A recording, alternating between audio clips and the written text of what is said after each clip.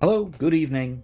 I'm Professor McCoy. Welcome back to Dragon Age, Mass Effect Andromeda. It's been a long while since I finished Dragon Age.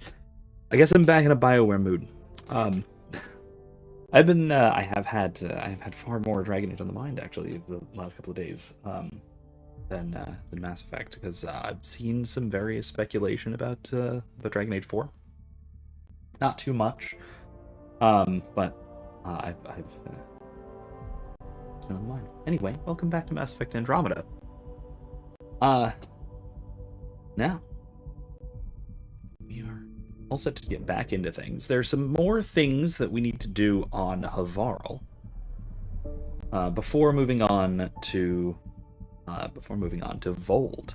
Now, I was able to fix some of the mods. I know last week, because of EA's updater type thing, there were some issues with it, and it kicked out and deleted basically all of the mods that I had. And we were playing vanilla version last week. Not too terribly much of a difference, but something. Unfortunately, that meant that some of the character models were a little bit more baseline than usual. Some of the weapons and such, well, we didn't have access to some of the weapons that we were using. So I, at least hopefully, seem to have most of the mods I was using back in. Primarily, most noticeably, Cora is back to looking as she usually was from the. There we go. Yep, she's back to normal. With darker hair and armor, back from the concept art look. And also the weapons. I have I've got my weapon stuff back in. Now, PB, unfortunately, because of how things are set up, still looks like a gray-stained blueberry who has been stung by a swarm of bees. Then there was no fixing that, unfortunately, but that's all right. We'll cope. Let's go. There are apparently no mods that work with the new launcher that I've been able to find. That does anything for the look of any of the Asari in the game, just because the Asari in the game in general they don't look right. You may have noticed this.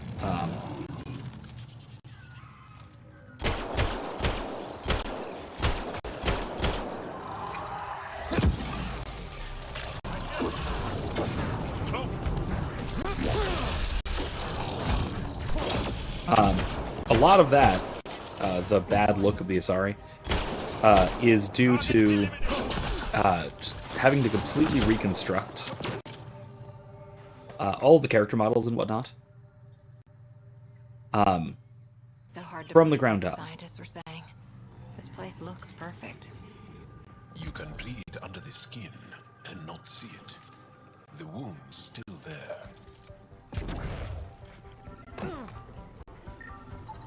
Arcnotanus Dotana stuff.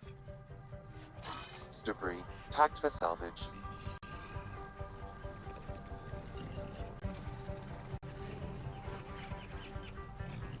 Some kind of really angry beastie I'm hearing right there, but I'm just gonna run away from it. It'll be fine. Sure. Anyway.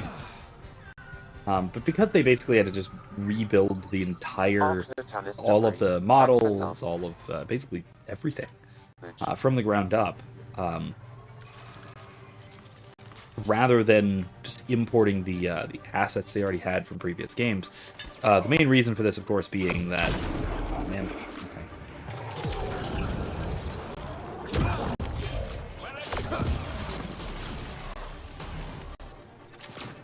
Giving shield assist. Really? Okay, fine.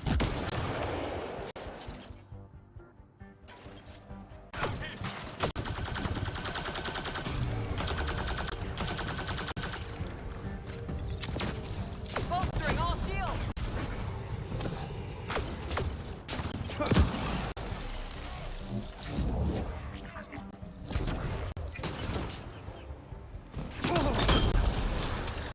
Alright, that'll do.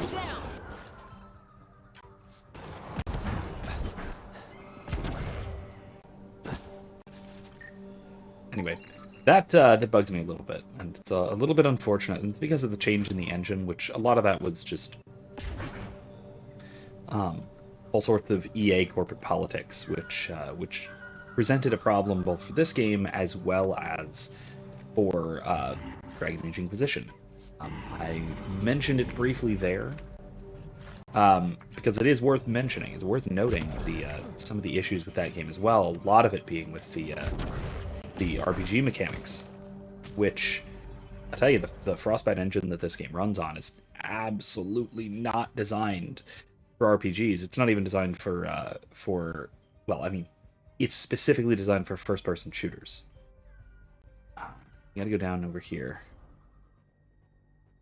What's this? Wreckage down there in the canyon.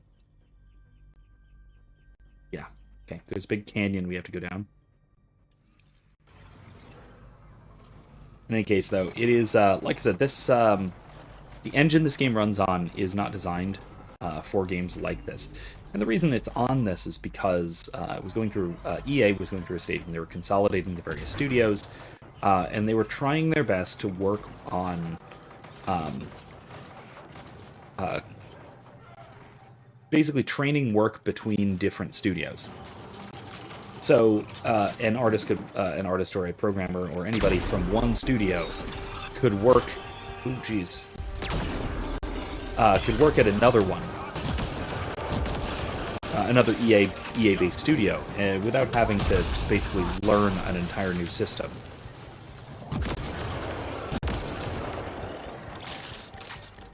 Or various new systems in some cases.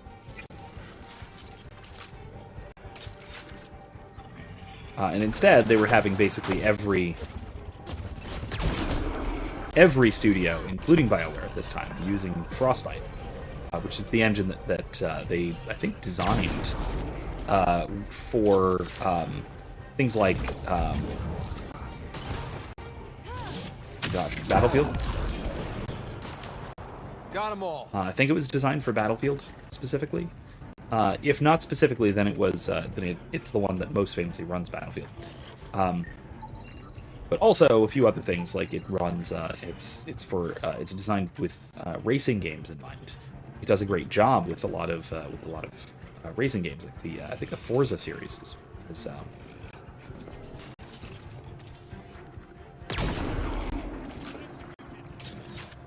is one of the ones that it does particularly well under the sort of EA umbrella. God, there's a lot of like scary and dangerous wildlife here.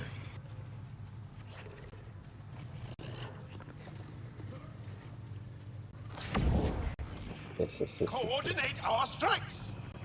Okay. Blow everything up. Alright, anyway. Yeah, that's one of those things that that was kind of unfortunate, and one of the many things that was unfortunate about the development cycle of this game, and why it never really got the chance it deserved. Right? Yeah, this is my profile. Just because this game was, this game has so much potential. If you can't tell from sort of what I've been talking about here, I think that it really has a lot more potential than it wound up delivering. A lot of that is really disappointing because this could have been incredible. Stay alert. We don't know what's down there. That's a long way to fall. I think also beyond that, I think it not only could have been incredible itself, but I think it could have been a really cool new direction for the series, because it was designed as a sort of, I would call it an analog to Mass Effect 1. It was basically a fresh start. Its story structure is relevantly similar to Mass Effect 1. Excuse me, to Mass Effect 1. I wouldn't say in a derivative sense, but it has enough similarities. And then also it being a sort of new, first of all, a new direction for the series, literally a new direction, being automated protocols activated, deploying forward station. Taking place in another galaxy. That's a new direction if I've ever seen one.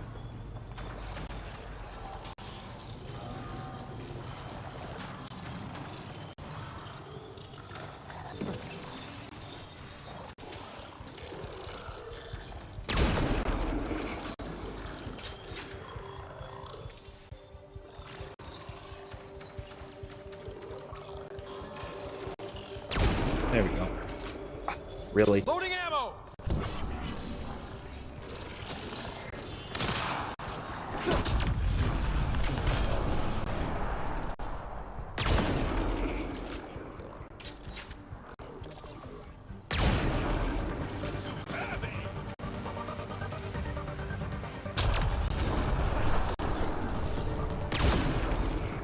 Here we go. This, by the way, is new. This is the Ishare sniper rifle. This is the Angaran sniper rifle. Oh, jeez.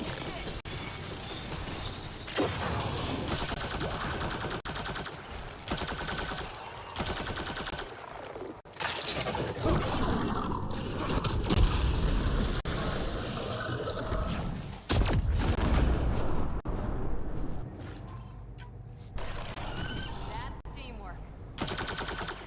And this is a remnant, some manner of remnant submachine gun. Equalizer. And then I have a Ket shotgun, or I'll have to show my Vanguard loadout, because I also built up a Vanguard loadout. A biotic charging kind of a loadout.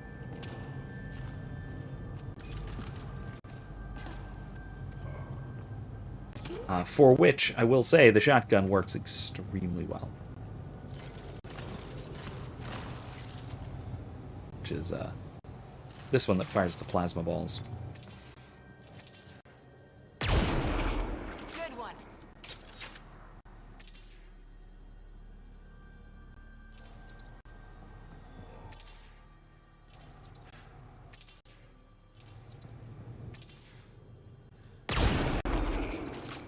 Here we go. Come here.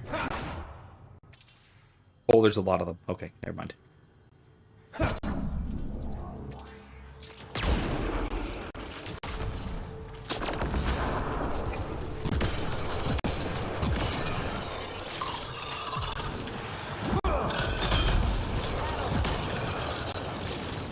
Nice work. Here we go.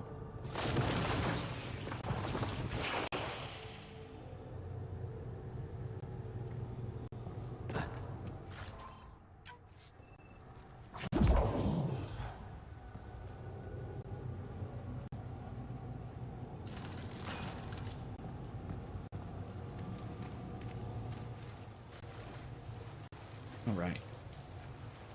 Anyway, like I said, I like this game a lot, and I like it enough to acknowledge that there are certainly flaws with it.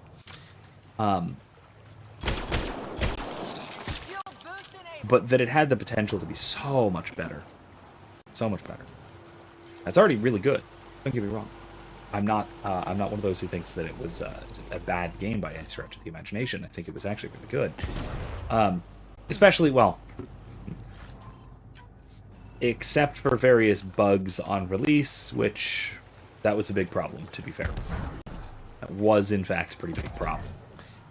But in its current state, more or less, say current state with current state and the state that it has been in for a couple years now, really. Since probably, when was the last patch for this game? Probably 2018 or 2019, so quite some time. In the state that it's in now, it's excellent. Absolutely excellent. Let's see. Which one is my Vanguard? 3. Excellent. What indeed. Alright, Annihilation Field. Primes everyone who's near me. And then this...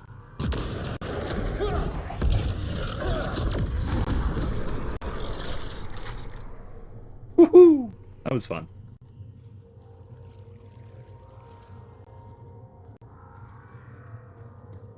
Brokar, huh?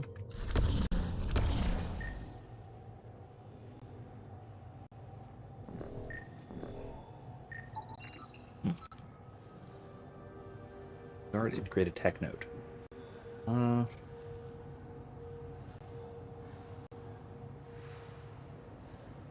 Angaran technology demonstrates many key superiorities from design efficiencies to material usage. With research coordination between the initiative and the Angar, these complicated nodes represent significant value. So teamwork, using our strengths and their strengths, bring them together, that whole thing. My family died screaming on Voeld. I left everyone at our camp that morning to find passage through the crevasse. We were only a day's march to the safety of Techix. I remember feeling hopeful that we might survive our ordeal, and then I smelled burning flesh. I ran towards the smoking, knowing I was already too late. The Ket left my family's charred remains in a jumbled heap. But I could still make out faces twisted in agony. My parents, my brothers and sisters, my husband, and our children, all gone. I had never felt so powerless. Scattered in their ashes, tears froze against my skin. Then I ran for Techix, where I met Axul.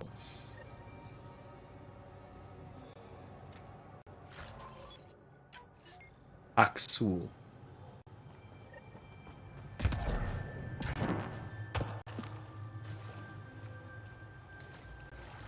So we haven't learned too much about the Rokar.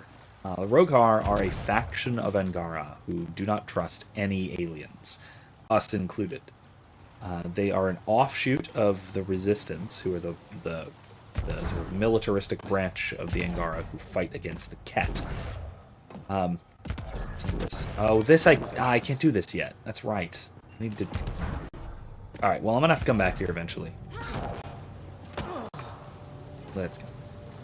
We'll come back here eventually. There's a quest that comes here. But the Rokar are understandably suspicious of aliens, especially given their experience with the Ket. There are only two. I mean, the Angara's only two concepts of alien life are. Excuse me. Are remnant, who are explicitly and dangerously aggressive. But very well, not aggressive per se. They are dangerous and defensive. They're very territorial. And the Ket, who have been killing and enslaving their people for years now. So. Yeah, I can understand their suspicion of aliens.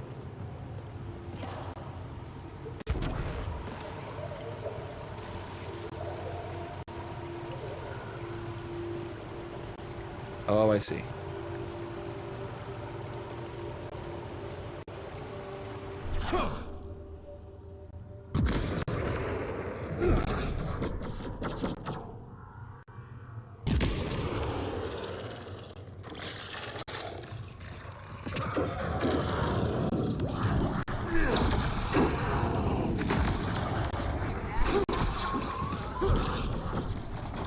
I think that's all of them.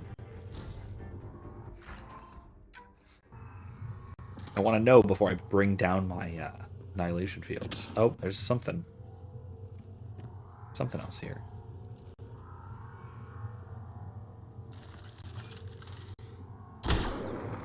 Come here. Oh, I see ya. You're a big guy. Yeah, there we go. Come on.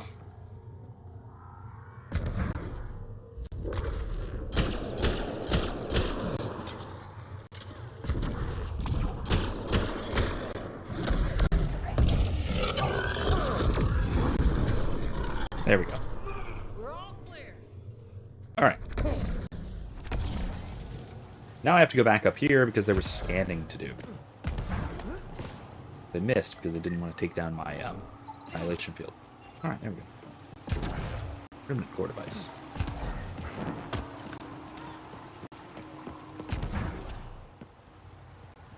I have to say the sort of like platforming traversal as well, like the verticality of all the level design, is a welcomed addition.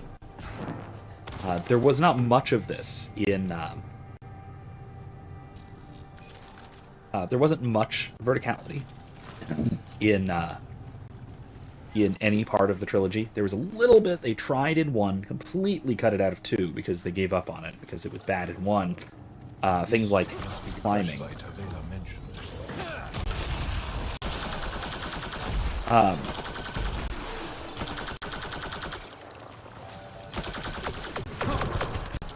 And then 3, there was a little bit. There's a very, very small bit of verticality in 3. But it was more like, what we could call verticality was more like just dynamic environments a little bit. There were terrain and such to some degree. Which that was a big difference. That was a big difference compared to the sort of just constant waist-high walls in 1 and 2. 3 had sort of environmental effects and environmental stuff that you could interact with and would change a bit and all that kind of stuff. So there's at least something there. But this change is very significant with the jump jets and the boosts and all that stuff. Ruins of ancient Angaran design is several centuries old. Now, this looks very Remtech to me. This looks very Remtech. Ancient Angaran pilot's helmets. Worn by an Angaran astronaut centuries ago.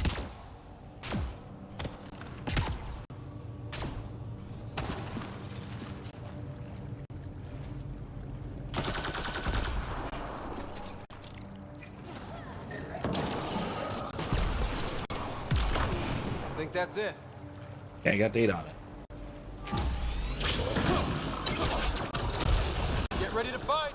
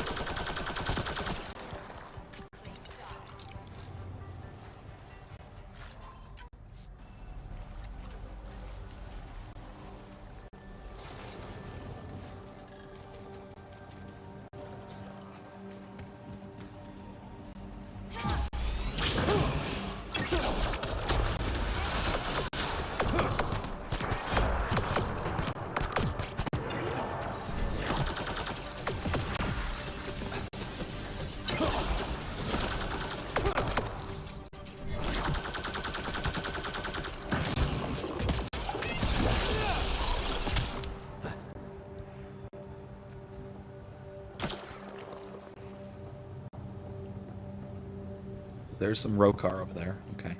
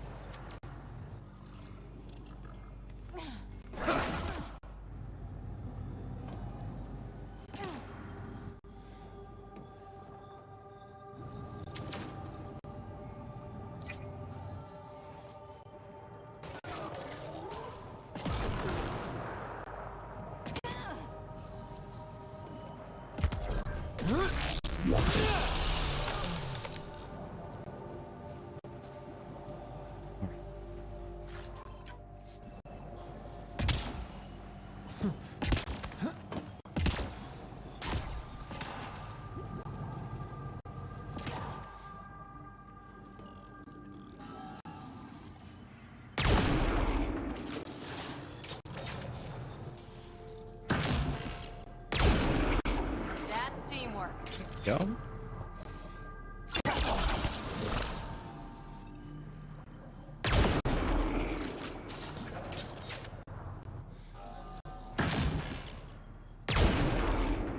All right.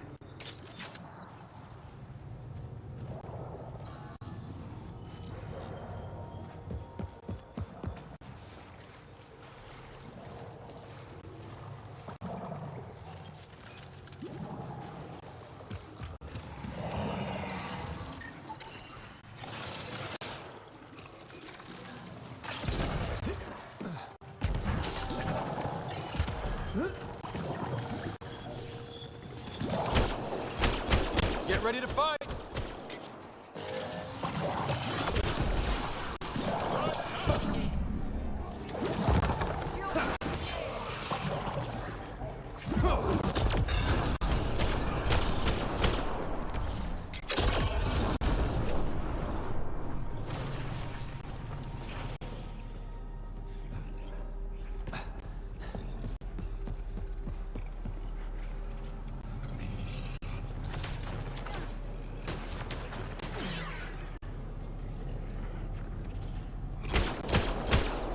Excellently done.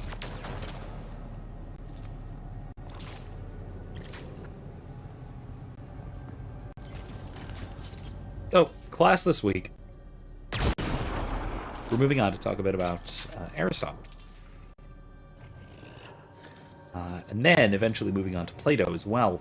And so what we're going for is looking at some of the origin points of sort of natural law ethics. Scan it for. Oh wait, that. Forgot about that. And so naturally, because we're reading a Thomist, and not just any Thomist, but Ralph McInerney, we are reading basically his summary of Book 1 of Aristotle's Nicomachean Ethics, and it's a good summary. He misses some things, he skips some things, but that is because of what he has in mind, of what he's basically the thesis he is attempting to construct. And that is because what he's essentially doing is he's putting Aristotle into the mold of natural law theory, or I guess what later scholars will call natural law theory, as distinct from virtue theory, as it's understood by contemporary thinkers. Most people who read Aristotle as something equivalent to a contemporary virtue theorist, somebody who primarily emphasizes the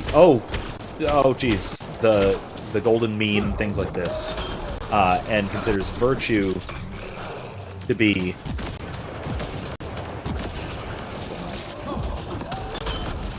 Did I get him? There, I got him. Space Bear.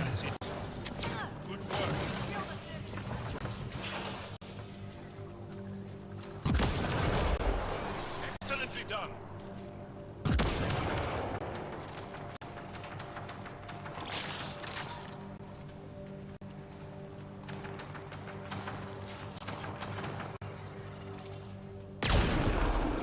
We're not alone. Shield boost enabled.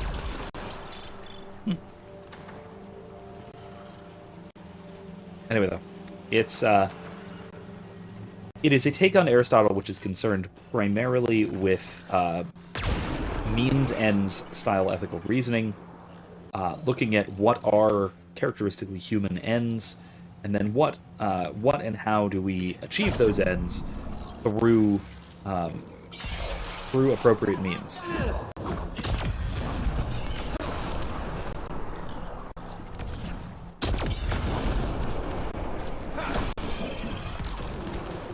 That's it. Good work.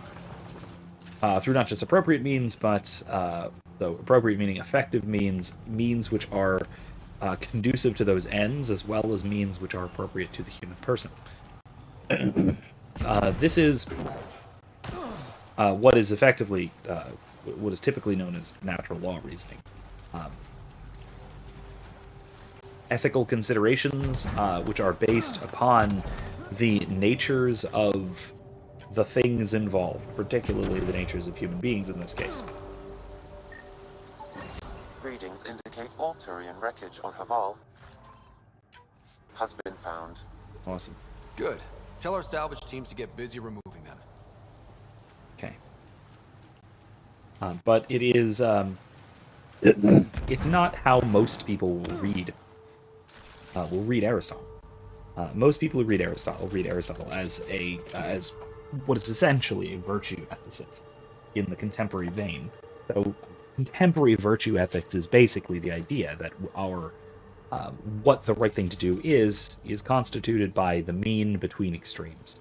That all virtue is a form of moderation. And that the four cardinal virtues are also, again, means between opposites. The path's been used, but not recently. I see tracks. Okay. Excuse me. Sorry about that.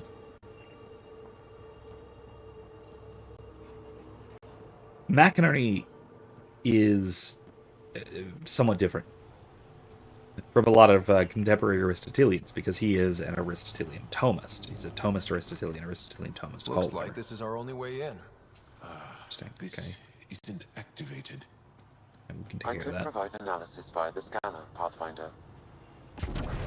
Yeah. Figured that's what that conduit through the floor was. Yeah, that thing.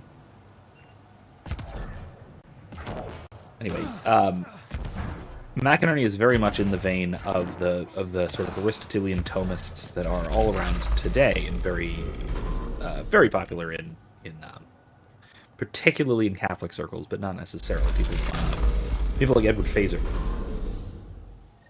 McInerney is most well known for basically conflating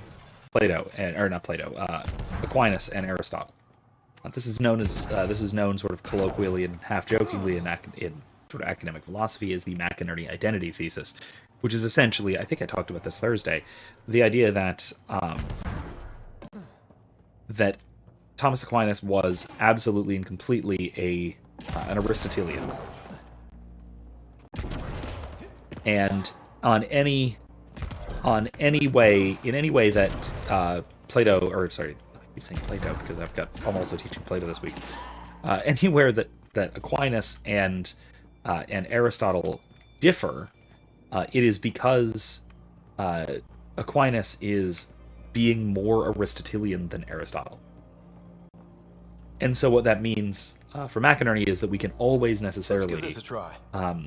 Basically just interpret Aristotle in light of Aquinas and get the right reading of Aristotle. I'm agnostic as to this thesis, at least when it flows in that direction, that we can understand Aristotle through Aquinas. I think we probably can to some degree. I don't know if it's to the degree that McInerney thinks it is. Lightning.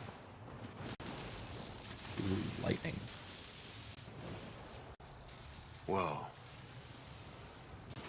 It's weird. Yeah, I don't know whether it's to that great a degree. Maybe not. Fine, whatever. I do think, however, that, and maybe this affects the former idea as well, that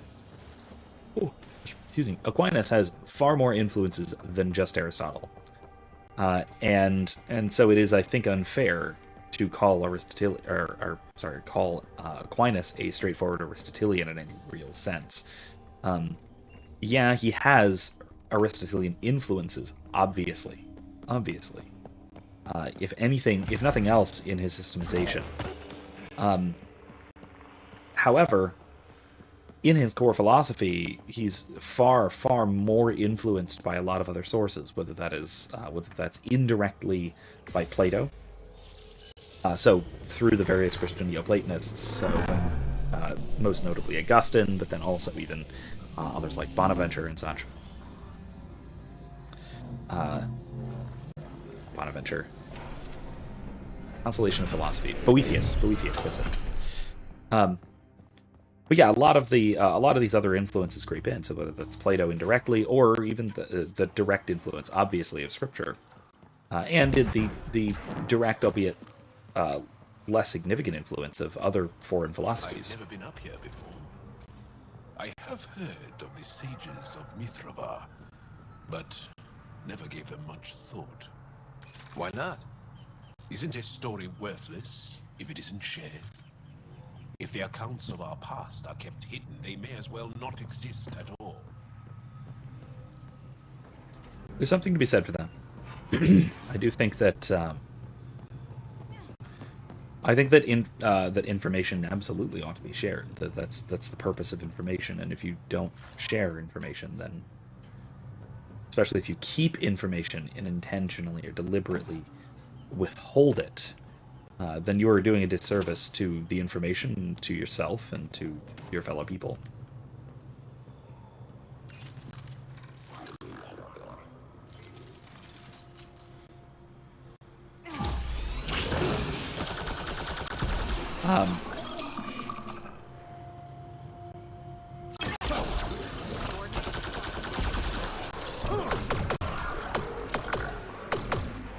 However, their sort of stated reasons for secrecy do make a good deal of sense. That being wanting to avoid the influence of outsiders and avoid the influence of new ideas and changes. Avoid all of that influence upon their existing stories, legends, knowledge that they've passed down. By keeping themselves separate in this way, they might successfully manage to keep a sort of purity of knowledge. Whoa! Whoa! Very cool. Let's go check it out. Oh, jeez. Come on now. Don't do this to me.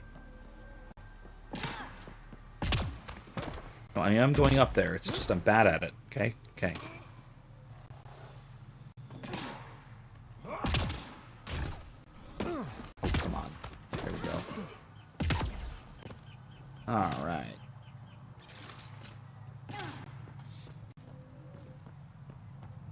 So there are ways around this quandary, I think, and they mostly would. I think they would mostly involve things like one-way information sharing. That to keep a community stable in this way, unaffected by outside influences, that you could in fact do that, but and still sort of share the information in some ways. But that sharing would mostly be things like one-way communication, let's say.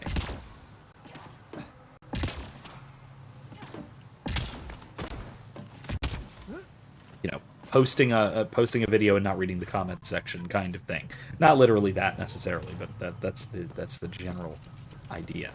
It's the general kind of thing. Because if you can do that...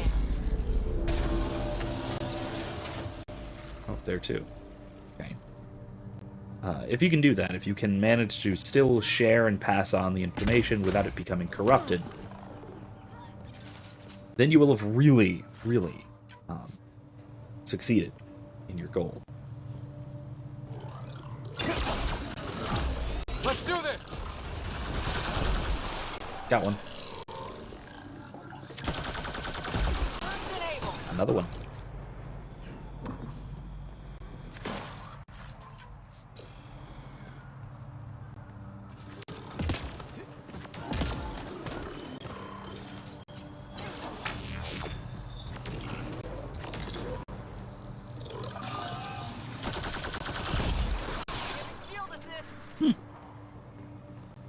Down he goes.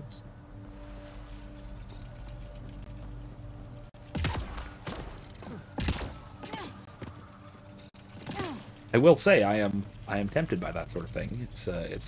There is an appeal to the let's say the Angaran version of the Benedict option, which this seems to be something like a kind of withdrawal from the rest of society in order to preserve what one has, because of a fear of it being tainted by what is developing, especially the negative things which are developing. Because, well, let's be honest, there are certainly negative things developing all over. Cool.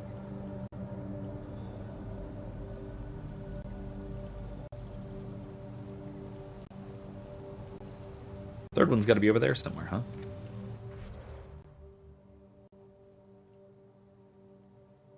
Can't tell which direction I'm facing.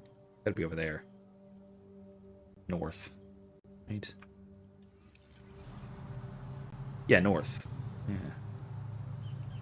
Wow. Yeah, for being so jungle-ish, this is so built up and civilized. Like, this was very clearly basically a remnant city. Incredible. What did I just pick up?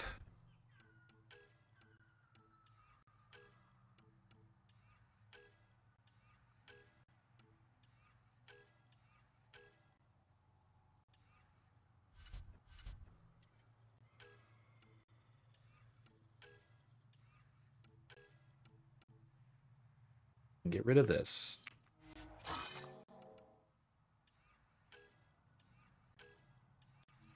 Good enough. All right.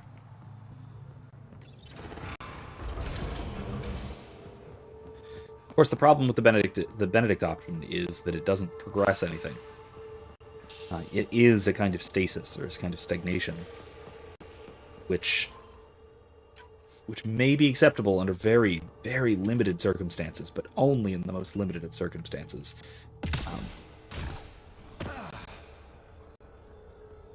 Excuse me. And even the inspiration, the purported inspiration for the Benedict option, which is the medieval monasteries, were not strictly insulated. Yes, they were protected, and they were redundant. They were protected from outside influence and outside, especially outside force.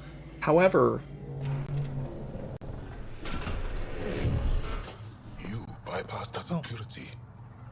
How is that possible? An alien? before I talk about this, let me just finish what I was saying.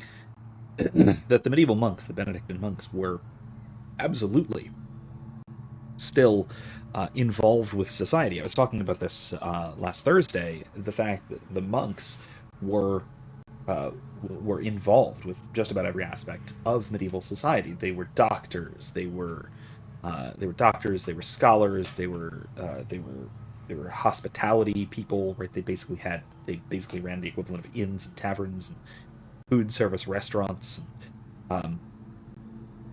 as well as in some cases being warriors. Right? Think of the Knights Templar, which was a monastic order of a monastic order of warrior monks. So even the Benedict option is, I think, overly pessimistic about our ability to stay within the world but not be of the world, to use the scriptural illustration, but then also overly optimistic about our ability to sort of subsist statically for any length of time in order to sort of rebuild civilization in a meaningful sense. Because if we do just sort of sit around in stasis for any length of time, hold on, over something. If we do sort of subsistent stasis for any length of time, it'll be basically impossible for us to rebuild civilization, because we will not have advanced. We will not have developed. Please stand by. Ooh, not that button. There we go. There it is. Ah! Sorry about that. In the process of fixing my chair, I also happened across, or was reminded by my wonderful wife of a massage pad thing we have for a chair of this size, and so I've got that on the back. It's not running right now, but it's a nice cushion at the very least. Helps with the here's the additional support beam I have in there that otherwise might begin to be a bit. I'm Ryder, Pathfinder with the Andromeda Initiative, from the Milky Way galaxy. That does not explain how or why you are able to operate the remnant doors. It doesn't matter. You must leave. We do not entertain guests here. Havarl's in decline. If you tell me about the lost monolith, I can help fix it. Reset the vault. With Ryder's help, Havarl could be healed. Our birthplace restored. Isn't that worth something? It's lost. The memories of its location haven't been reclaimed. On Mithrava, we have accepted Havarl's eventual ruin. That's a strange choice of words. What do you mean by reclaiming memories? One may occasionally remember a past life, if the conditions are right. What do you mean? We believe in reincarnation, an unbroken thread. There was one, long ago, who had knowledge of the third monolith. Zorai, a champion of the Angara from before the Scourge. Zorai's soul has returned and could be made to remember what it knew. But we have no contact with it. Okay, so I'm skeptical about the possibility of reincarnation for any rational animal, and unless they are strictly disembodied, I don't. And their bodies are essentially vessels. I don't think reincarnation is metaphysically possible. However, this could be an indication of something like ancestral memory passed down through genetics or epigenetics or something like that. And given what we find out about the Angara eventually, that may be perfectly plausible. It also may be plausible in terms of, especially if we think about the, what little we know so far. Why am I yawning so much tonight? What little we know so far about Angaran physiology, which involves a lot of electrostatic mechanisms, and so they are heavily electrical, and so that may impress upon them some kind of passed on patterns or something that could manifest in memories, something along those lines, perhaps. Again, I'm not. I mean, this seems to work, so there's something to it, certainly. The question is, of course, what? Ancestral or genetic memory? That seems perfectly plausible to me. As far as actual reincarnation, it's probably not possible. So you're saying there's some way we can make people remember their past lives? Souls retain within families. An object, See, here we go. heirloom tied closely to that bloodline could cause memories to resurface. But it's not guaranteed. It has been known to happen on rare occasions in the past, with other souls. The only known heirloom of Zorai's family rests in an area with active remnant. No one has survived the journey. But perhaps you. Zorai's soul was reborn in Tavos, who is now a Roka. He recently returned to Havarl on a mission. A Roka? That'll be difficult. That's why you're here, Jarl. They won't like that I'm helping you. This may be a dead end, but we have to try. I will send you the relevant coordinates. We considered Havarl a lost cause. But perhaps now, there is hope. Okay. Well, let's wander about. Let's have a chat with everyone. Let's unlock a little memory trigger for Sam. Another memory trigger? One of your father's memories is now accessible. Return to Sam Node on the Hyperion to investigate further. Any tool marks on the surface of the sculpture indicate that it was carved, not molded. I figured it was. It looks carved. The rest of our people have always mocked and despised us. When Jeffro decided he would live apart from them, we needed to be safe. Miran was able to see what she knew of Remnant and find us a home here on the construct we call Mithrava, Sanctuary.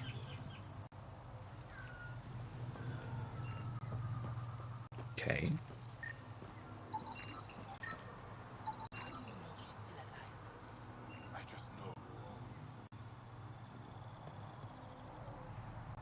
As death nears, it's harder to face the possibility that I might never see Amara again. Sorry to interrupt, but what's happened? Ahmad is ill. He hasn't got much time left. Ahmad, perhaps this stranger can help. If they've been to Palev, maybe they've seen something. I came from Palev, actually. The little research station? Research station? It used to be a large settlement. A dar. Amara moved them when she left Mithrava. Palev was overtaken by the jungle, remember? A few cycles ago. Everyone left. Oh, yes. I remember now. But that means Amada's gone. There might still be a way to track her down. All Dara keep records, don't they? If there was an organized evacuation, they would have documented the process.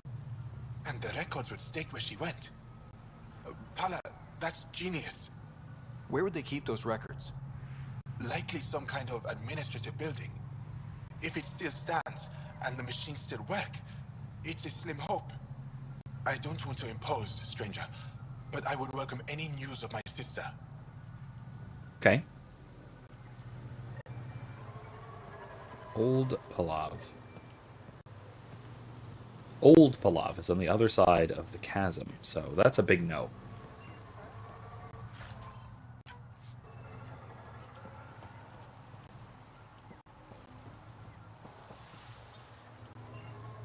Cool tent structures, I will say as well. These guys, anything interesting? No. Whoop, whoop, whoop, whoop. This is bad. There we go. Got stuck. Minerals. Automated protocols activated.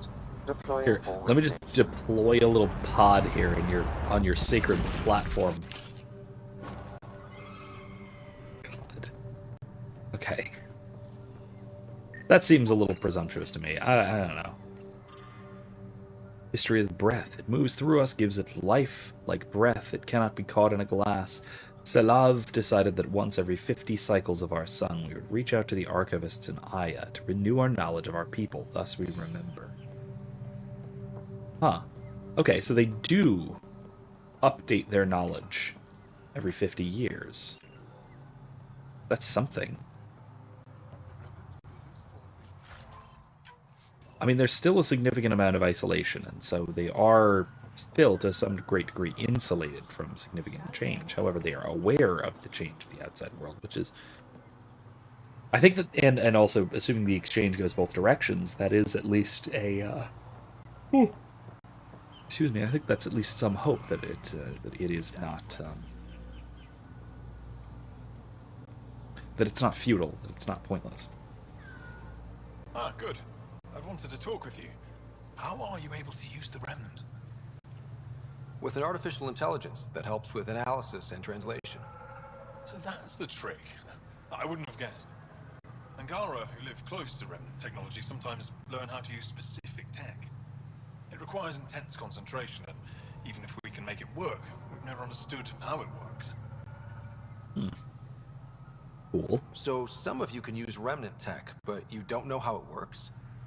Not all Remnant tech, no. Like I said, specific pieces. Take Mithrava, for example. Some of us can operate the security that protects the sanctuary. The knowledge was passed down through generations. In my case, it took a year to learn how to open a simple door. The difference between knowing you can eat a tree's fruit and understanding why that tree bears fruit. Very cool. I should be going. I assume, again, that has to do with their electrostasis. Right, alert. This notification terminal has been experiencing occasional issues, namely sudden memory dumps. Jarve is due to look into it shortly. In the meantime, try not to tax the system too much. Presentation from, or by a Yaskar. As you know, Sage Yaskar made a pilgrimage to Aya a year ago to request copies of the repository's most recent archaeological theories and findings. He and his assistants have been cloistered since then and have only just completed their analysis of the material. They have collated the records that are consistent with Mithrava's canon and have incorporated them into our histories. The rest have, of course, been relegated to the archives where they are available for study. Sage Yaskar will be presenting the information he's compiled at the end of the week. You may want to refamiliarize yourselves with the tales of the Sundering before the coming of the Forum. The meeting will be held in the lower archives. Cool. This is very scholarly. This is very, very scholarly.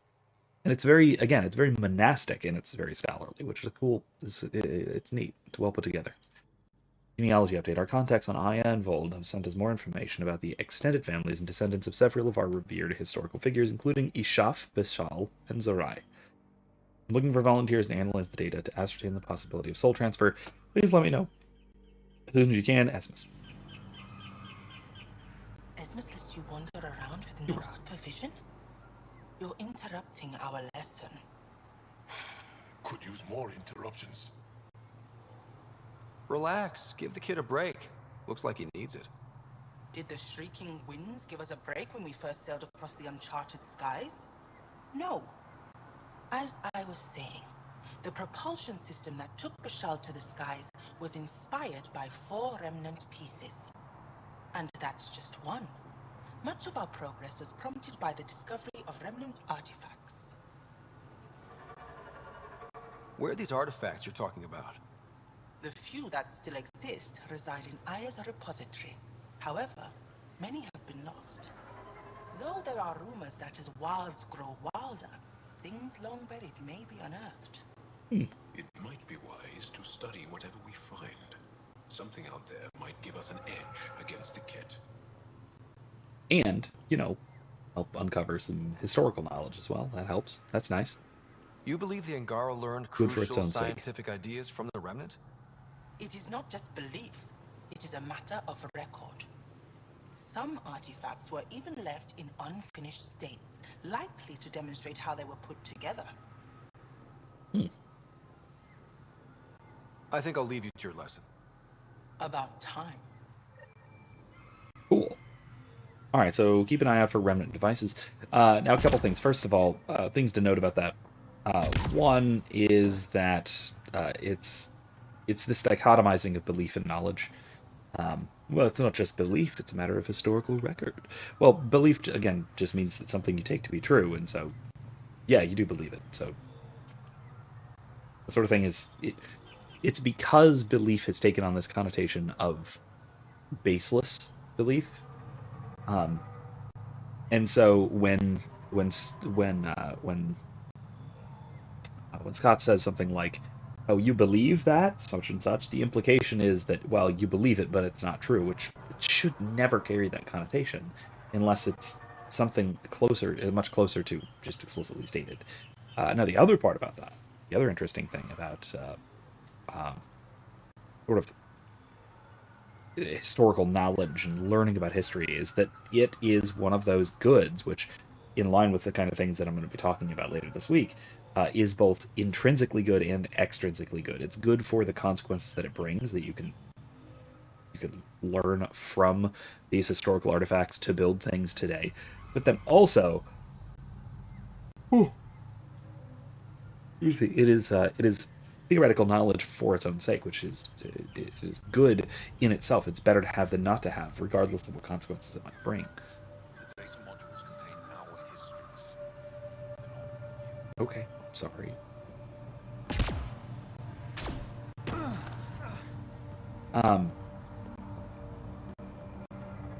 Yeah, so, and this is the distinction that I'm going to be making in class this week, both Tuesday and Thursday. The first Tuesday, like I said, we're going to be looking at McInerney and what he has to say about Aristotle and Aristotle's ethics, and insofar as Aristotle talks about ends means kind of reasoning, and that we have certain ranked hierarchies of ends, and that there are certain ends that we have that we take to be ultimate, or closer to ultimate, or for the sake of other ends. And if we can find something that everything else is for the sake of, and is not for the sake of anything further, then what we have is the highest and ultimate end of human action, of human flourishing, which is eudaimonia, it's happiness. But then we can also recharacterize that as we gradually go forward and specify it further and do all sorts of things like that. But this relies on this distinction between intrinsic and extrinsic goods, and whether something can be both intrinsically and extrinsically good, which is not something that Aristotle takes all that seriously. Something being both intrinsically and extrinsically good, an end in itself and something for some further good. Whereas this is something that Plato considers very, very strongly, and then noticeably it's something that Aquinas picks up on, this importance of goods which are both intrinsically and extrinsically good. And again, this is more of a Platonic development than it is an Aristotelian one. And this is again contra McInerney, who basically writes the two as the same person. or at least the same set of ideas, even if they sort of talk about slightly different aspects of them. You're still here, I see. So yeah, I'm of the view that Aquinas was just as much of a Platonist as he was an Aristotelian, and that there's a lot of very reputable Thomistic philosophers who object to that very, very strongly, but and basically just hold that he was an Aristotelian. It was contra the largely Franciscan Platonists, Neoplatonists in the Middle Ages. I don't quite think that's the case.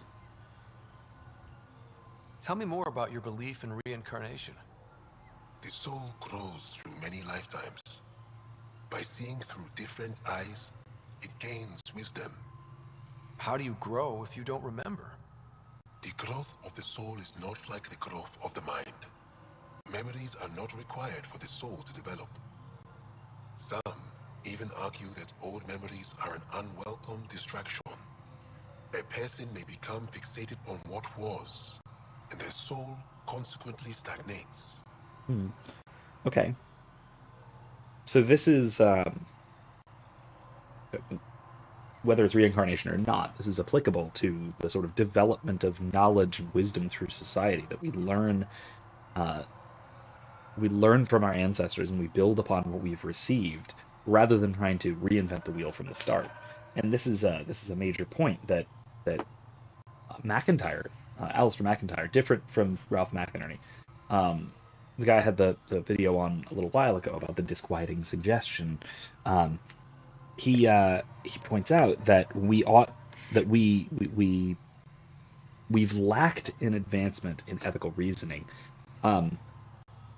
primarily because we have so readily dismissed the past and are so unwilling to learn from each other, and learn from passed on traditions. And so what we have is just a whole bunch of ethicists and ethical traditions that are trying to reinvent the wheel every generation or more. And so we make no advancements in the study of ethics, and that's especially dangerous, because we are making advancements in other areas of society, and if we can't advance ethics to keep up, then we're going to wind up with things like, I don't know, genocidal AIs, which is the thing that is basically happening right now. So yay. That's another reason I'm having my students this semester look at the ethics, the ethics expressed by AI, and sort of critiquing it and seeing what its baseline assumptions seem to be, and then criticizing that just a bit, just to see what the dangers may be of over-reliance on AI, especially for ethical matters. Anyway, moving on. Let's see what else he has to say here. You mentioned an heirloom, an object you think will bring Zorai's memories back? Souls return within families. Sometimes the memories of the past can be recalled by an object meaningful to that family. We do not understand why or how this happens, and it has only happened on rare occasions. In all cases, the heirloom was ancient. Old Angara tech from before the Scourge. Excuse me. So maybe it's not even ancestral memories exactly. Maybe it is. It's something like data stored in objects. Think back to in the original trilogy, in the Mass Effect Trilogy, the Protheans, and their tactile record keeping. They could implant or embed information or memory in physical objects, and so if you touched it, you can experience these memories. Javik's memory shard, even the beacons, worked basically like this. So that's there'd be precedent for this sort of thing in the Mass Effect universe. So, and it could, of course, just be genetically tied or genetically locked or whatever. So that can work. That's a reasonable explanation. Tell me more about Zorai. The histories describe him as both scholar and soldier. He traveled the stars and gained knowledge from far-off places. There are even accounts of him having knowledge of the remnant builders and their machines. Ooh. And the third monolith? Our legends say that Zorai sought out the monoliths after the Scourge came. He died, and it is unclear if he accomplished what he set out to do. Maybe he was trying to fix it? Or he was trying to do something with it, and that's what has led to it not working properly? That's also possible. That would be very unfortunate, I suppose. I'm going to adjust this seat thing. I'm a little bit dancy tonight. It's because of that. I apologize. Mostly comfy. It just shifts around a little bit. I'm trying to get that fixed. Oh! Much better. Why do you remain secluded here? The chaos brought on by the Scourge splintered our people and all but destroyed our civilization. Fear took hold. False beliefs about our predicament were seeded and began to influence Angaran thought. In order to maintain the integrity of what they knew to be true, 4 families left their community to come here. We've remained ever since. Okay, yeah, that's a perfectly understandable reason for doing so as well. I mean, it's like trying to escape the cataclysm that McIntyre is talking about. This idea of dismissing or destroying inherited knowledge, because it's untrustworthy or, or not trusted or that sort of thing. Course. Which, you know,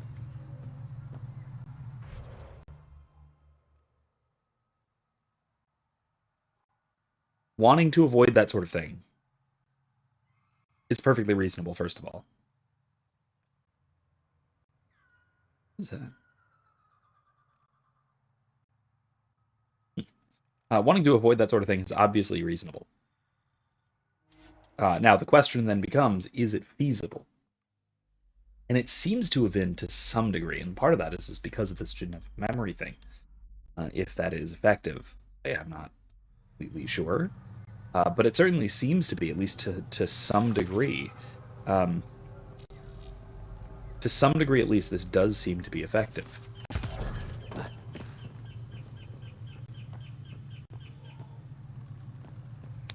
And so, yeah, I mean, solid effort.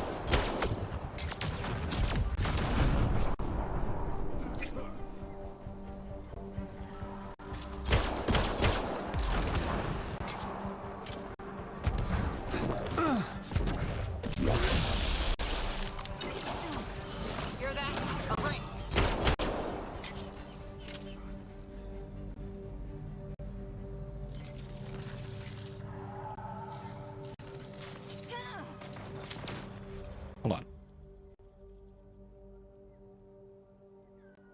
Where's my options? Game. Settings, controls, key bindings. I actually have to check this because I might have weapons map. No, I don't. Control 1, control 4. Okay, no, that's weird. Because it's not... Darn. It's not switching to my sniper rifle as it's supposed to. Excellently done. Ah, I missed him. I didn't miss him, but... I mean, I hit him, but I didn't kill him. That I missed.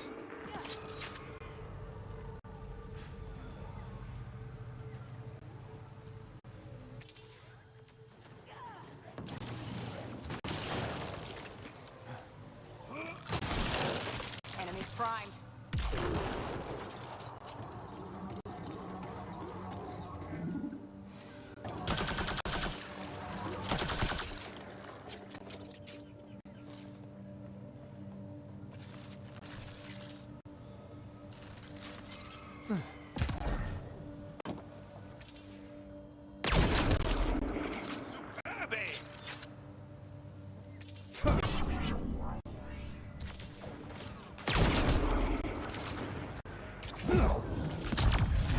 Impressive!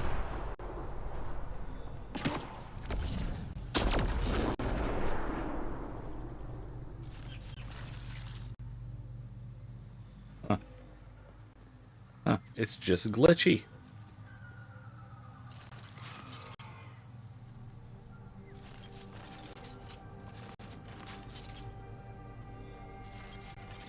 Got them all. Yeah, so it's not a controls issue, it's just glitchy. My 4 key is not mapping like it should.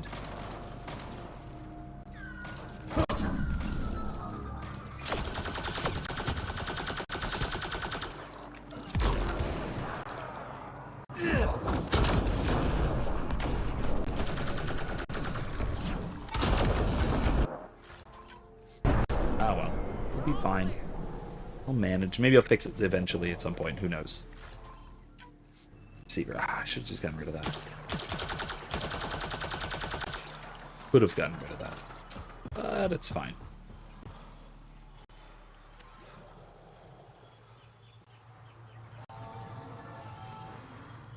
Oh. Maybe I should go up there, huh? Oh, wait, what was that? Ooh, a thing. Alright.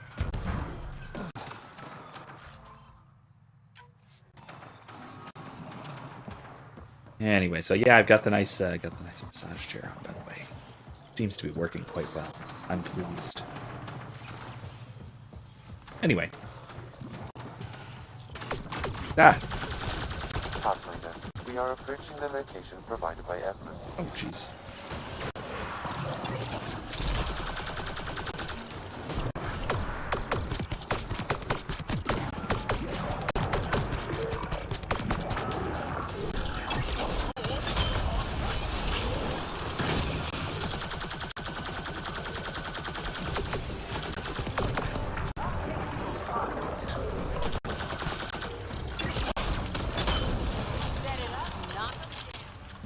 There we go.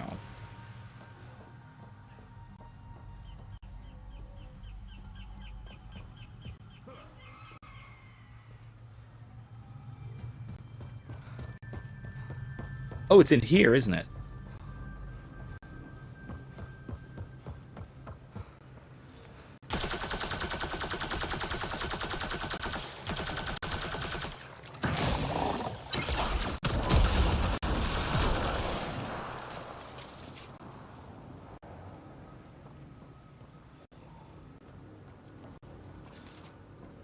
Alright. I've already been through here at one point. I already cleared this because I found it once.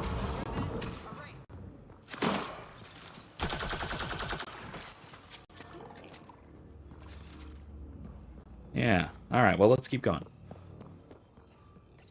Head back down here and see. Okay, so...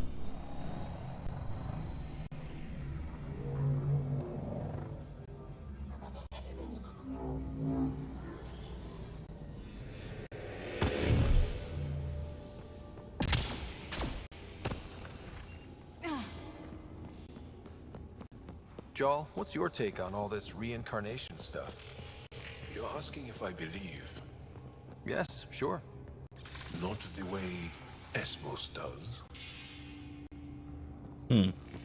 Okay. So that's definitely neither a yes nor a no. I can kind of tell.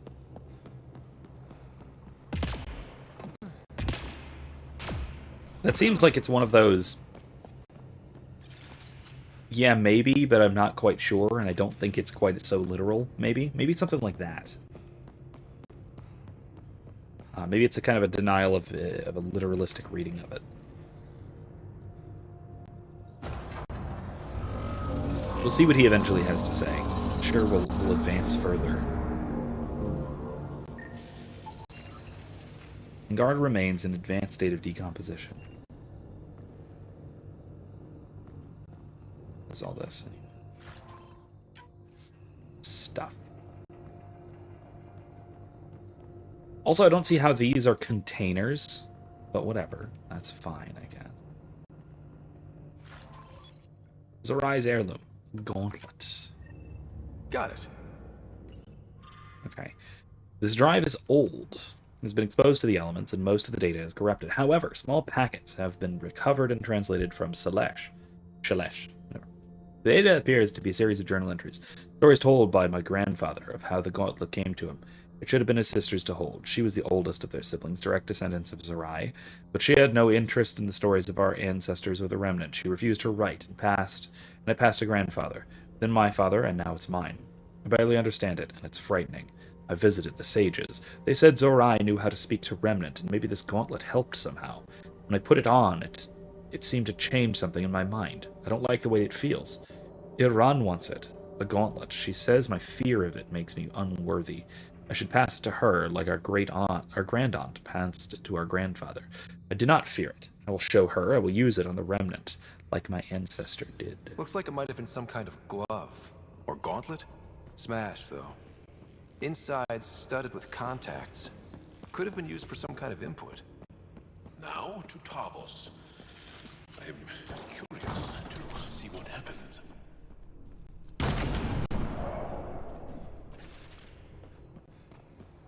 Avos, our descendant guy.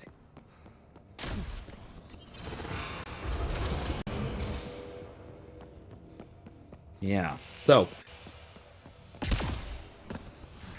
this being Angaran tech, or ancient Angaran tech, or maybe Rem tech that Angaran's adapted. The contacts on the inside, once again, this seems very much like it interfaces specifically with Angaran electrostatic mechanisms, which seems to be sort of key to a lot of their uniqueness. In the same way that Asari's whole embrace eternity thing is unique to them. And again, it could have been a very interesting new novel sort of alien physiology type of thing. If they had advanced this a bit further and explored it a bit more, it could have been very, very cool. All right, Tavos Rokar camp is at the bridge, maybe. That's fine. Oh man, I've never switched profiles in midair like that. I don't think that was cool.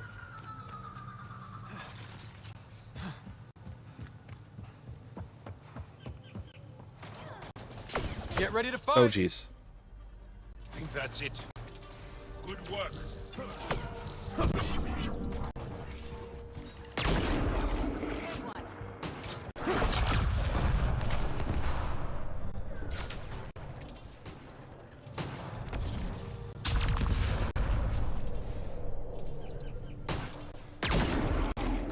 Bolstering all shields!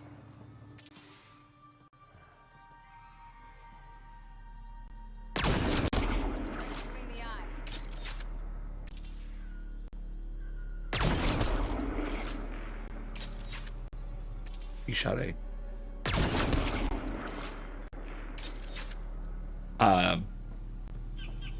Once again, do we see why I keep saying, I've said like for 3 different streams now, why it's silly that Jal uses a Ket rifle when he has access to one of these? Absolutely incredible.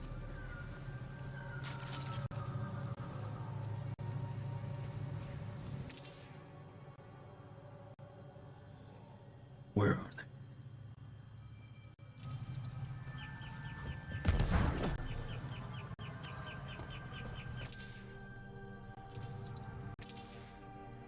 Oh, it's an Adi, okay. Or, Cherylin. Chelarian? Oh, jeez, I missed him. Now he's spooked. All right.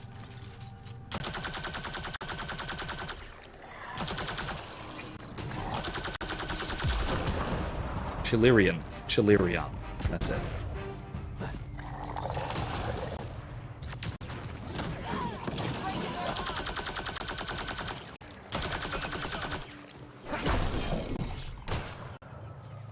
Okay. That's all them.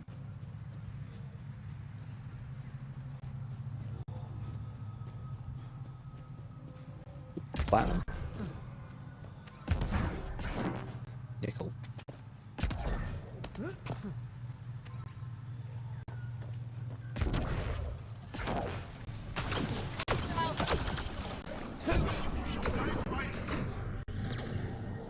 We only want to talk.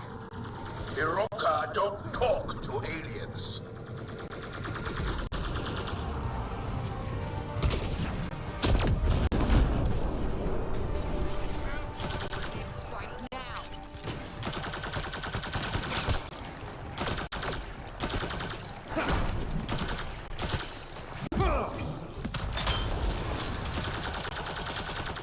Well executed.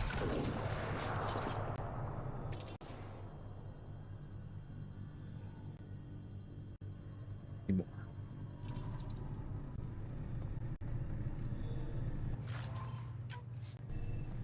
Why do they have Terran rivets?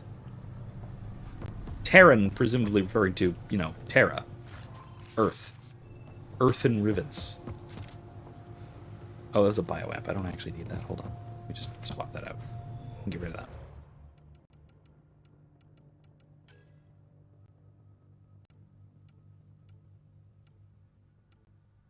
Yeah, my teleport sword is actually really, really good. I need the extra bioapp.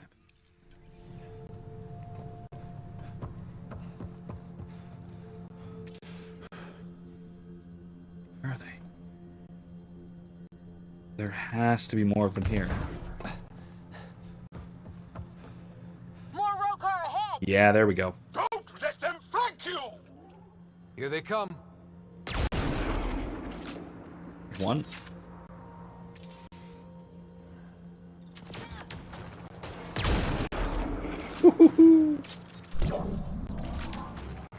Chase him down, chase him down, chase him down. Ah, that was terrible.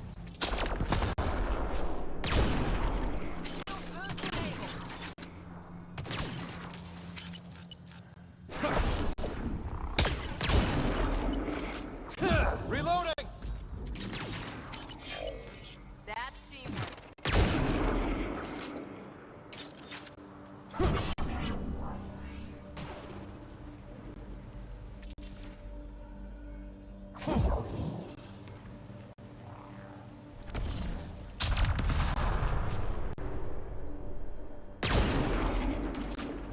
There we go.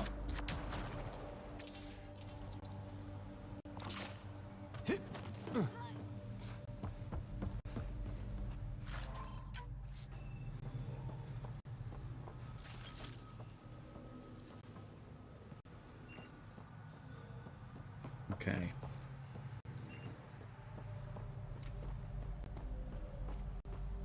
Ooh. Revenant device. This must be what it was like for those ancient Angara, finding strange things in the wilds. It's possible we could discover something new from what you found. We should take it for further analysis. Absolutely. And so, like I said, the sort of knowledge embodied in this sort of thing is, in historical research in general, is both intrinsically good and extrinsically good. It's good for the sake of what it gets us. Right? We might learn from it. We might learn new technology. We might gain new powers and abilities and all that kind of stuff. We get some credits and some experience points and some research data, yada, yada, yada. But it's also, knowledge is a good for its own sake. Now, Plato's test for this, the test that Plato provides us with for how to tell if something is good for its own sake, is to ask if you could get the results, the good consequences, without having the thing itself, would that be just as good or better? And so if you could advance technology, say, if you could gain these new powers and abilities or anything like that, new things, learn new things, get new stuff, basically. If you could do that Historians believe without much of our progress was spurred by such finds. without learning about the past, Collecting these artifacts. would it still be worthwhile learning from the past? Would you still want to do so? And I think, certainly, and maybe this is debatable, but I think it's certainly the case that it would still be a good thing to learn because it's simply interesting, say, something like that. Even if all of the power that comes with knowledge, we say knowledge is power, but it's also knowledge, right? So the power we gain from knowledge is one of its good consequences. But the knowledge itself is innately valuable. If we could gain that power without the knowledge, I think we would still want the knowledge. Now, this test is rather subjective. This depends highly upon intuition, upon what you think is in fact valuable, and whether you would want to do certain things certain ways or not. There are some cases where it is relatively uncontroversial. Some of the cases that he brings up are things like medicine. Right? Medicine is merely instrumentally good. It's not good for anything other than its consequences. Right? It's not good for anything other than health, because medicine is for the sake of health, and it's otherwise bitter, whether literally or figuratively. It's not something that we would do otherwise. Now, something like exercise, physical exertion, that might be both. Because physical exertion is something that we gain from, we become healthy from doing, from exercise. But it's also entertaining in its own right. Or it can be. Maybe not to everybody, maybe not in all circumstances, but it certainly can be in its own right. Or maybe a better example might be sport, games, physical games. We play them for their own sake because they're entertaining, because they're diversions. But also, they're healthy. And you would still play them even if they didn't contribute to health. You might even work out even if it didn't contribute to health. Maybe, maybe not. I wouldn't. That's because I'm a cloistered academic, so to speak. Not that sort of type. So that may vary, right? Whether we pursue something as an end in itself may vary. And now whether it should vary or not is another very interesting question, because it seems like it shouldn't, but it very obviously does, right? There are things that people pursue as ends in their own right, but the question then arises whether that is something that is intrinsically valuable, or it's something that we simply put value on. And if we put value on it, even if it looks like intrinsic value, maybe it would have to be value for the sake of something else. It has to be for the sake of, I don't know, entertainment or diversion, which in its own way contributes to happiness in a way that, physical exertion doesn't necessarily. So again, there's a lot of complex questions raised by these sorts of questions. All right, so Aksul comforted me in my pain and rage. He had been a slave of the Cat and barely escaped one of their camps. He understood the horrors our people faced for decades under the enemy's occupation. He reminded me of who our people were before, how we had bent the stars to our wills. The Cat had taken our greatest achievements, but they had never changed who we are. Aksul told me of his new movement. He called it the Rokar, a name from the distant past, a group of great warriors who defended our civilization. Aksul offered a chance to reclaim what the Cat had taken from me, not my loved ones, but the sense of control I'd lost with them. I would never need to feel powerless again. I listened to his voice, saw through his eyes, and believed in him. This sounds very cult leadery. Now, I don't think any of my current Star Wars players are in the chat right now. If you are watching, then great. Yes, I am making fun of you. But the leader of the crew, Dazan, is a Zeltron, If you know anything about Star Wars, Zeltrons are empathic. So they sense one another's emotions primarily, but also just the emotions of any other sentient. And then they also have particularly powerful pheromones that are basically mood enhancers. And so between these two things, they are incredibly, incredibly influential sorts of people. Typically, this means that their women are slutty and their men are also slutty. This isn't necessarily the case, though. This can vary, of course. But in this case, the captain being Zeltron, it means he's intensely charismatic. And I think I've been doing a decent job playing him, which is really, really quite something, because I didn't think I was concerned that I wouldn't be able to portray him as sufficiently charismatic, but boy howdy, am I apparently doing quite a good job, because when I mentioned that he's acting a little bit cult leader-ish, everyone like fights me on it. Like, no, we trust Dazan. We trust this guy with all of our hearts. Even, absolutely, no questions, sir. Sir, yes, sir. He's a good man. He's not culty. No, he's definitely not a cult leader. What are you talking about? What cult leader do you mean? You couldn't possibly mean Dazan, could you? Well, I seem to have bamboozled not only characters but players to some degree with this guy, which is, I'm okay with that. That's pretty cool. That is pretty cool. Let's take care of those guys. We're not alone. Whee! Boom. Oh, that didn't work.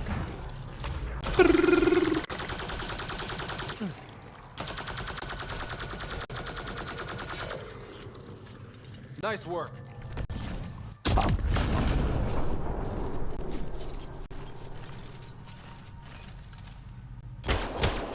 Get ready to fight! Well executed. Okay.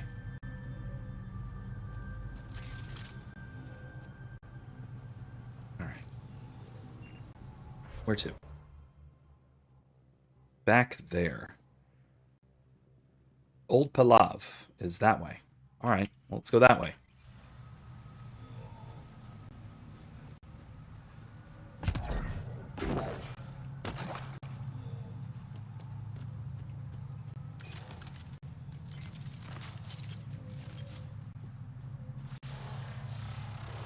Uh-oh. Above us!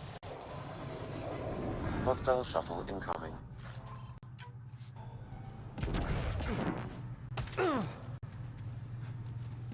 We've got targets! Giving shield assist.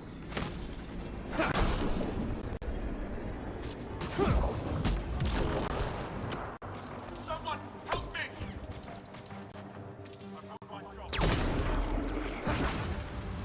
Jeez.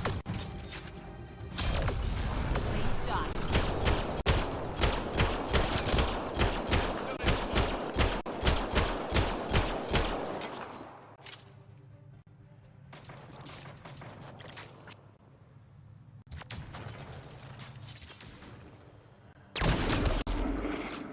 Whew. Scoped and dropped. Good old Garrus would say.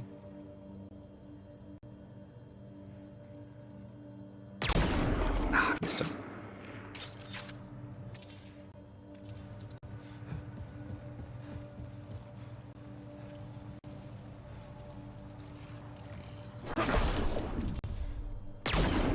Darn. We're not alone.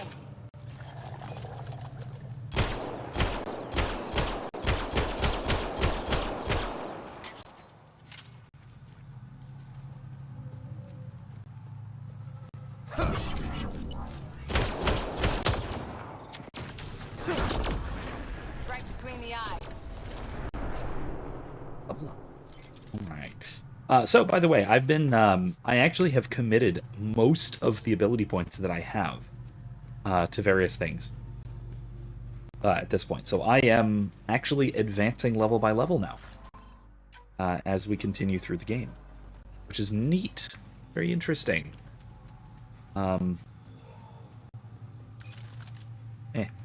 gonna bother with them. Just critters. So yeah, I'm actually advancing at this point. So if I go to skills, like I only have 22 points, like over there, and so that is enough to buy some stuff. Like I could actually upgrade some of my combat stuff, which I've been doing pistols. I've been doing shotguns a little bit. Reload speed or clip size. I kind of want to do clip size.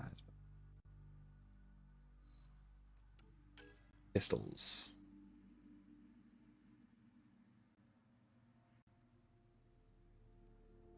And using the aim function. I almost always use the aim function with pistols, though. That's the thing. Shotguns, here's the thing. Damage and force or melee synergy. I pretty much use my shotgun instead of melee, so no. It'd be this one, but let me see. Reload speed or clip size? I'm leaning toward clip size. I'll wait, though. Let me check my biotics. What can I upgrade? Throw, maybe good. Backlash. Restore shields over 3 seconds after releasing backlash. Increases damage inflicted for 3 seconds after releasing. Nah, neither of those are great. Annihilation is a good thing. They take extra damage or increases movement speed for all allies, including the user, in the annihilation field. That one I might go for. And then they lift. They're lifted. Earthly restore shields of all allies within 8 meters. Yeah, I'm going to go with speed and lift. And that cost 11 points. I got my various... some of this stuff. Increased damage or team. Could do damage. Damage is nice for that. Team support. Oh. I kind of want to get some invasion. Invasion's a really cool ability. But I'll save up for right now. I only have 11 points remaining at the moment.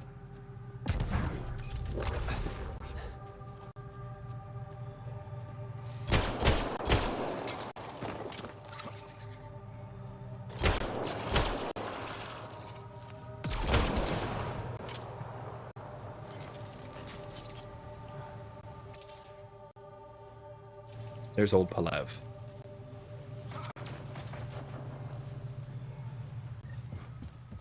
Okay. Nope. Excuse me. Reloading. Chase him down.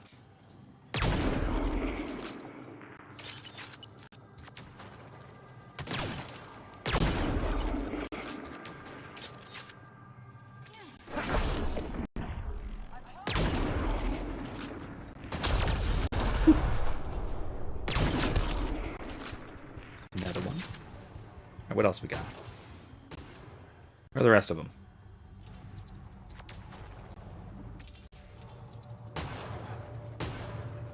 Aura, you are not going to be able to do that.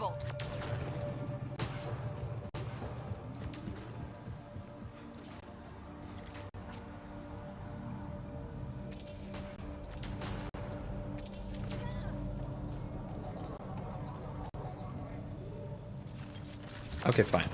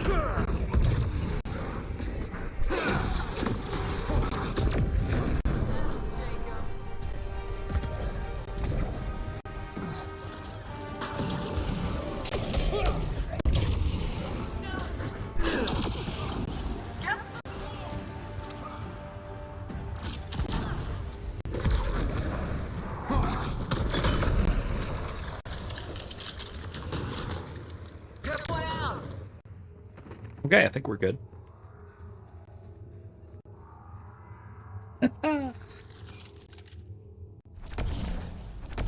All right.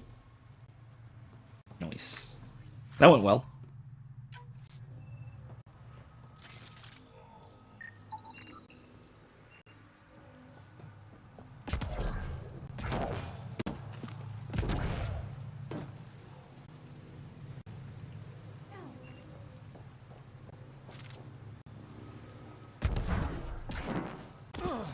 Something else I noticed. Negative point to this game, I'll say, is that it almost completely dismisses the entire idea of thermal clips, and basically just exchanges it for ammunition. Everything is called magazines. Like, a lot of things are actually called magazines, which they would be in like real steel firearms. But technically, in the Mass Effect context, it wouldn't be magazines. They are actually clips, because they are basically ejectable heat sinks. So you pop it, you eject a heat sink, and the ammunition is just the number of these thermal clips that are stored on board in the weapon. Picking up more ammunition is loading more heat sinks into it. And so you pop one out is one ejecting. It's not actually reloading the weapon, because the weapon has all the ammo it could possibly need in terms of its basically it's shaving off microscopic little pellets to be mass driven. But this game has almost completely ignored that. It's taken instead the approach of calling it ammunition or ammo, calling them magazines in a lot of cases, like extended magazine kind of thing. It seems to have just sort of gotten rid of, or at least minimalized, one of the things that made Mass Effect an interesting and unique sci-fi setting, which is that ammo is not a problem for most of their weapons. Rather, the problem is heat distribution. So, oh good lord, my chair is freaking out. Stop it! Stop it! Stop! Okay, it panicked. Anyway, that was one of my it's one of my minor complaints about this game, is that it did dismiss or reject, or at least sideline, one of the things that made Mass Effect an interesting and unique sci-fi setting. So, meh, okay. I mean, it's a minor gripe, but it's a gripe nonetheless, and it's something that I kind of like to address. All right, so I followed Axul across Voeld, and we found more people like us, people who lost everything to the Kett, survivors lost and hopeless. He opened their eyes the way he had mine, and the Rokar's ranks grew. We came to Havarl to build a place where we could plan in safety and hone the skills we would need to fulfill our mission of freeing our people from oppression. We didn't realize a new enemy had already invaded, strange creatures from another galaxy hiding in a canyon. Axul knew this was a sign. On Voeld? In a canyon? What? Or no, Havarl. Why were we in a canyon? I guess it would be the Turians, but hey, we were meant to find them. We sent a group to confront this threat. The invaders shouted at us in a language we didn't understand, but we witnessed the truth of their intentions. We saw the weapons in their hands. We showed them we had weapons of our own, and they fled from our power. It was the first time I'd felt happy since the last morning I saw my family alive. I mean, I get being afraid of newcomers, especially given their context of just having dealt with the Kett, but honestly, that seems like a very similar situation to the situation we encountered, in which we encountered the Kett.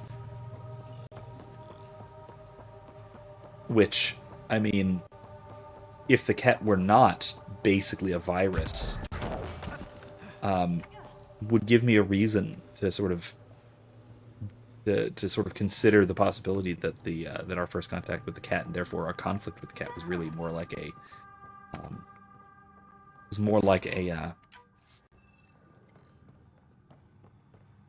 breakdown in communications, maybe? Misunderstanding, I guess. Like the first contact war was. I mean, what happened when humans first met Turians? They started shooting each other. And it took the council to tell everyone to calm the hell down.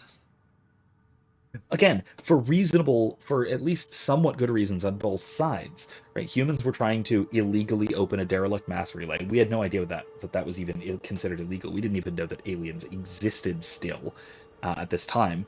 And the Turians were like, okay, what the hell are you doing? And then tried to get us to stop, and then eventually went up opening fire so we didn't start another Rachni incident. And then, humans returned fire and then started throwing asteroids at Turian colonies. High five, humans. Oh, man. Throwing asteroids at human colonies, sending nuclear-armed probes into Turian space, all kinds of nonsense like this. It was, when you're fighting alien invaders that you cannot communicate with, is it really a war crime? All right. Aksul heard more of the new aliens had formed an alliance with our wayward deserters. We went to see for ourselves. It was worse than we'd feared. There are multiple species of these new aliens. Even worse, they weren't just ruling our people. They were exalted like heroes. Everywhere I looked, cowards bowed and bargained with these disgusting things, blind to the reality that they only traded one oppressor for another. I'll never forget what Aksul told us that day. All aliens are the same in the end. They want to take what's ours and turn us into slaves. The Rokar see with clear eyes, and our hearts are pure. We won't succumb to these new invaders. We're the true resistance army, and one day soon all Angara of every world will know it. By the way, another cool little convention that they did pay close attention to is that species names are not capitalized. Because why would they be? Human isn't. They're not proper names. The names of species are really just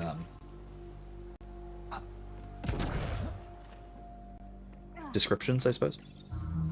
All right. This thing's wrecked. Vines and computers don't mix. Darn. Pathfinder, Okay. we might be able to reconnect power. Really?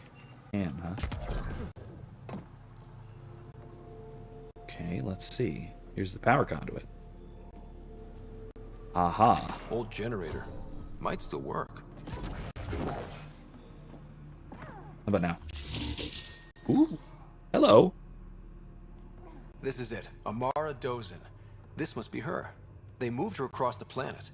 Downloading information. Let's get this to okay. Amerd. Alright, so we'll bring that information back to Sage Amerd. Eventually. If and when we get back there.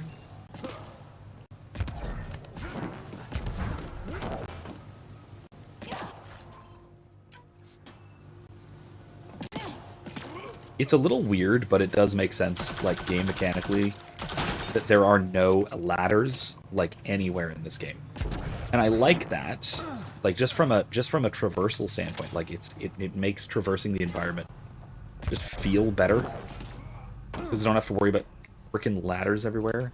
Because ladders were some of the worst elements of Mass Effect 3, and they knew that, right? The devs were very aware that ladders sucked in the previous games, to the point where they made fun of it in the Citadel DLC. Like, had a bunch of enemies attacking Shepard on a ladder, and then had all of the squad mates comment on it. I thought that was great. Because man, they really sucked. They were choke points. They were you were completely vulnerable while on them, etc. And traversing the ladder, going up a ladder, was very, very slow in the old games. And so getting rid of them entirely is really cool. However, man, that's impractical from a realism standpoint. Like, no ladders, you have to use your jump jets and/or bionic leaping. Ooh, that seems like asking for trouble. Like, what if your jump jets fail? I mean, what if your jump jets fail is a big problem. Anyway, it seems like for the initiative, but I followed Aksul across Voeld and okay, I already said that. I already read this. Alrighty then. Axel, coming! Axel! Anyone! We're under attack! You've Hi killed there. men under my charge. And now you'll crown that achievement by killing me too. No. And you. I know your face. Why do you help these murderers? Ryder is an ally. Is that? He's already helped the scientists at Dar Palev. I know. And they should be ashamed. After all we've been through with the Ket. Tell me why you come here, so I know why I've died. He sounds so much like Javik from Mass Effect 3, the Prothean. That might be the same voice actor. If it's not the same voice actor, the accent is identical, and so is the filtering is very similar. Like the The effects filtering is very similar. The sages on Mithrava think you could remember the location of the third monolith. Because Well, that was you used really to know where straight it to the is point. in a past life. The sages sent you. Those secretive fin brains with their scutting. They Fin don't brains. even care that their people are being enslaved and killed by Ket. My friends died for this? I'm very sorry. I'm just trying my best to find the third monolith and save Havarl. I have an artifact or heirloom or something. I'm going to set it down, and I need you to take hold of it. What?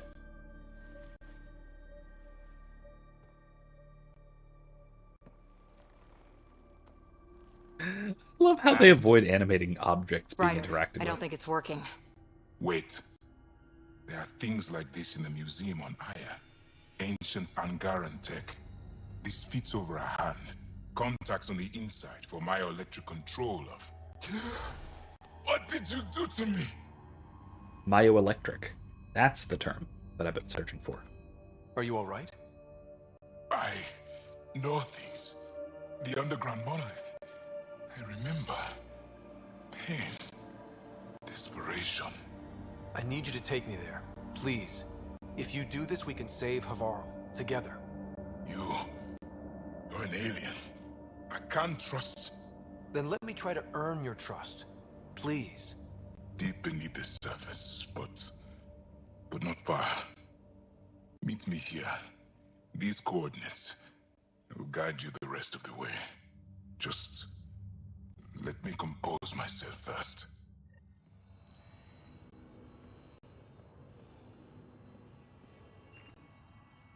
I love how his Rokar terminal has Arabic numerals and upside down Roman characters.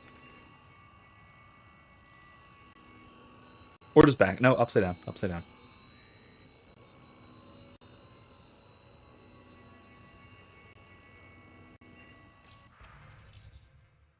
New alien.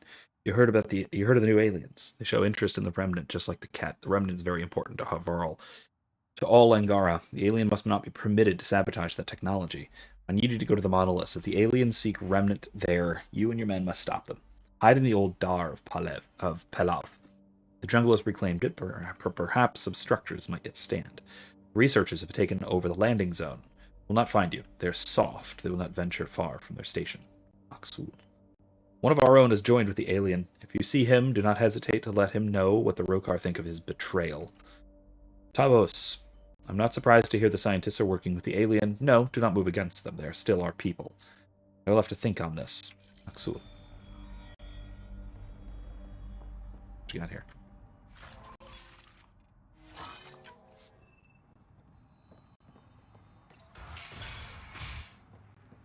Okay.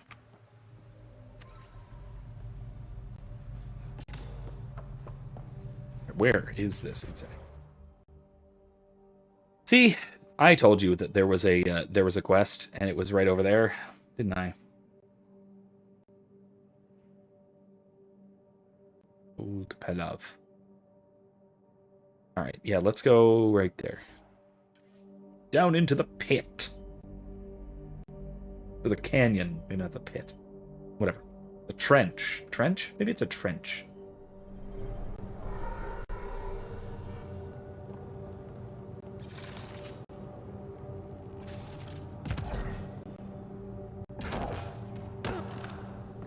Okay, let's go. I think I cleared out all of the enemies around here. I think they'll remain cleared out for now. Unless more have just come in, which is possible, I suppose. But I think we're good.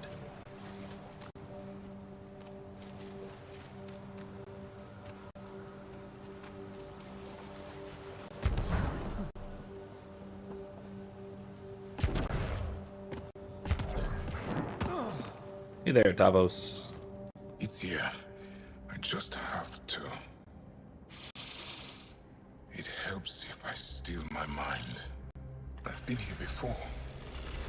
Familiar. 1, 2, 3 indentations. Palm here.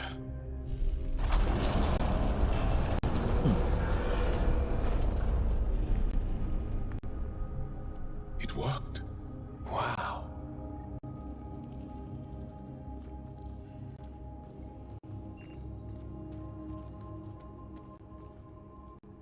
was so close to the others and no one ever found it. The rest of the remnant in the area may have prevented scans from detecting it.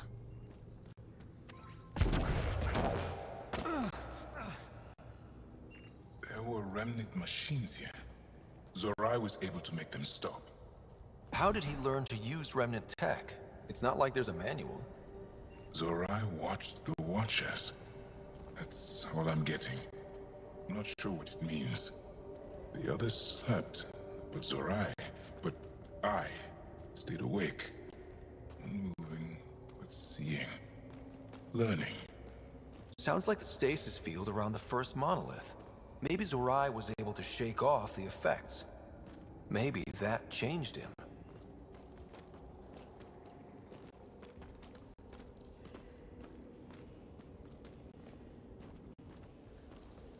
Door. Maybe he can open it. Another door. Maybe he can open that too. There's something here. I remember. Huh. What about the other door? Where's that go?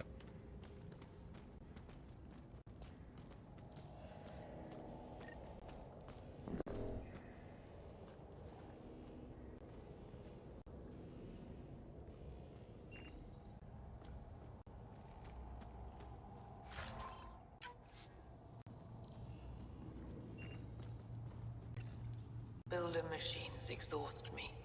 Mind and body must be engaged wholly or the attempt fails. I can't stop. Without the monoliths, the vault fails. Without the vault, the planet dies. I'm close. Just one more. The sages got it wrong. Zorai was a woman. That was a voice. My voice. May I have this, Pathfinder? It's yours. It's always been yours. I could provide analysis via the scanner, Pathfinder. So...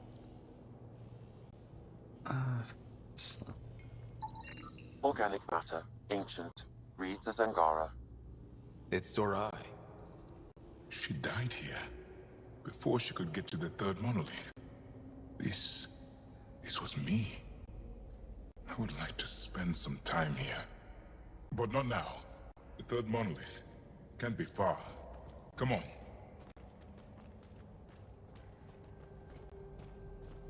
Yeah, so the reincarnation angle also This way? assumes a kind of Gnostic Yes. view. This is all feeling familiar. That At least I think it is.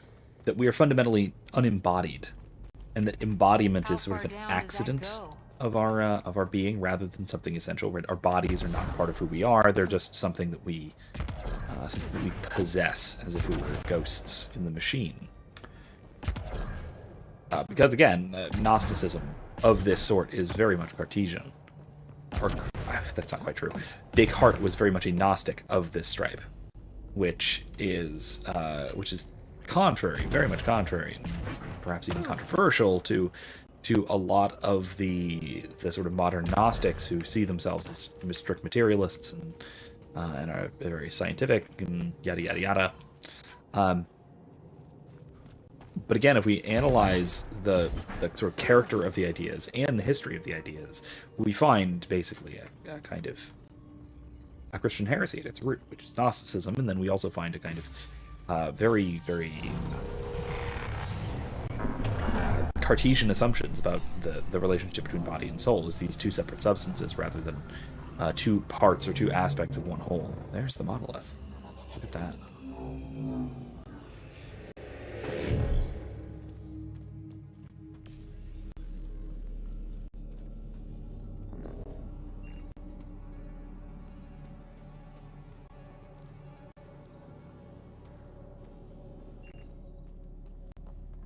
Let me explore the area first, I suppose. Yeah.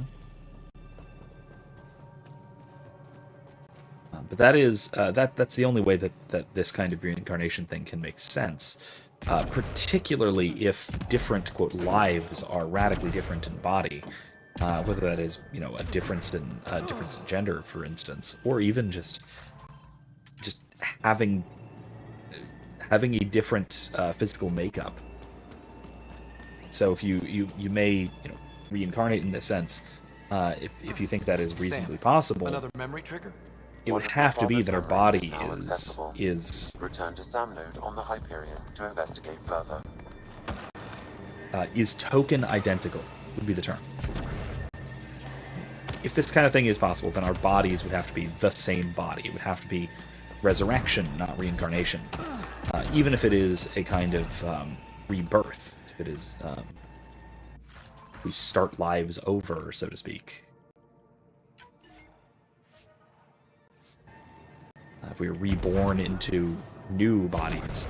If it's to make any coherent sense, the new bodies have to be the same as the old body.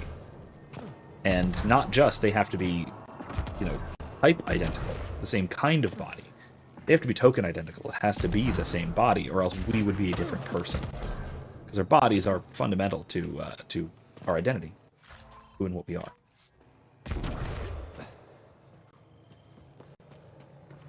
Unless, unless what we're talking about here are not, right, Angara are not rational animals. They are something else entirely. If they're unembodied, they're fundamentally unembodied things that just inhabit or pilot bodies.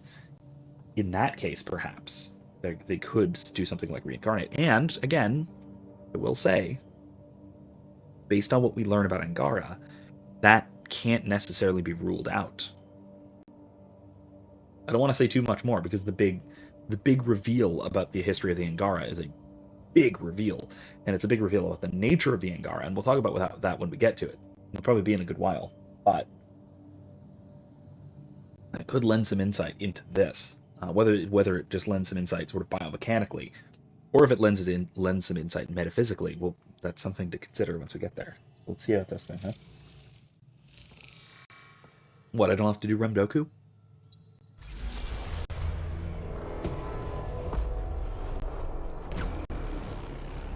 It's just going to turn on.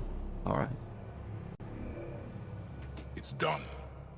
You finished what Zorai could not so long ago. I'm sorry, Tavos. No, there's nothing to be sorry about. She didn't complete what she set out to do, but she didn't fail. The two monoliths she reactivated kept Havarl going.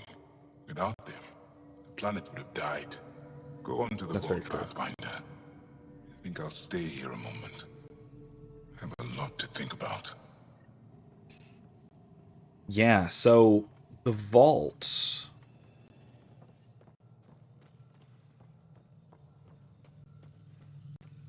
Even if the vault is not fully functioning, it is still the monoliths are functioning.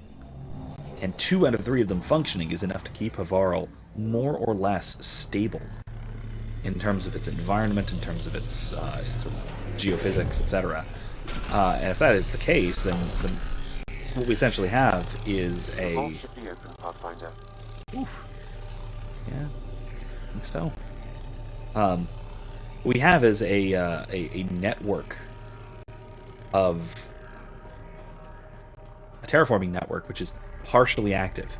And so it's doing part of its job. It is, in that sense, I think, very similar to what we saw in Habitat 7.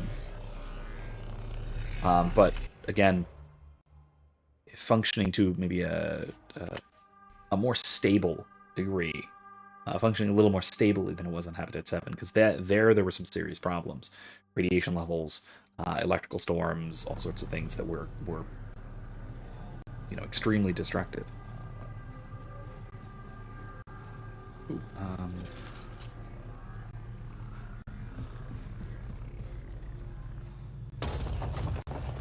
Oh.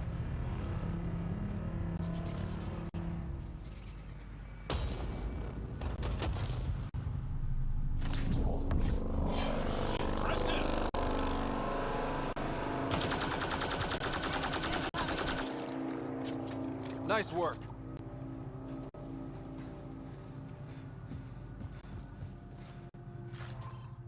So yeah, the partial activity of the Remnant Vault here does remind me a bit of what we saw on Habitat 7, where we first landed.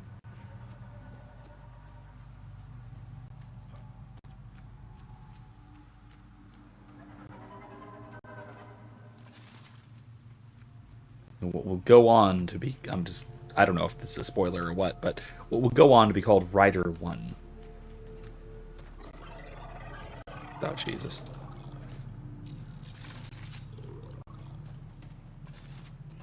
How the heck do I get up there? Okay.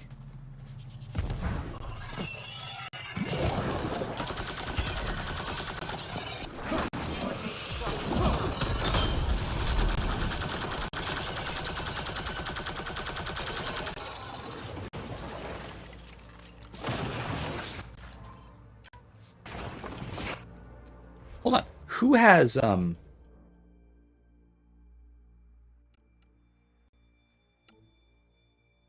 who is it who has, cryo ammo? Is it me?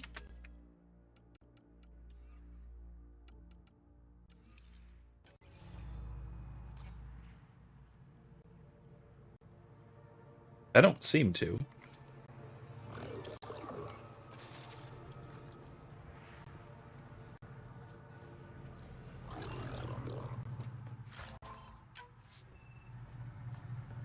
Like, I don't understand who is freezing people.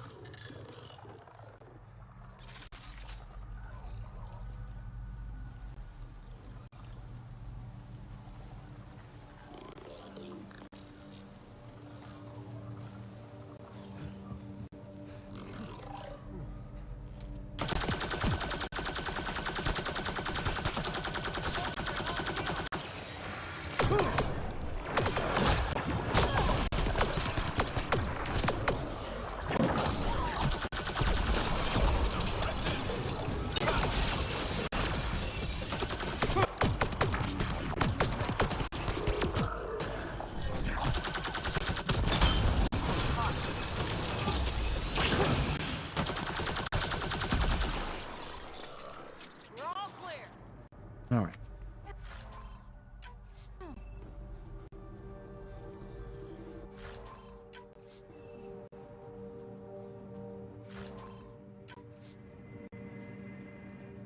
All right, it's second vault time.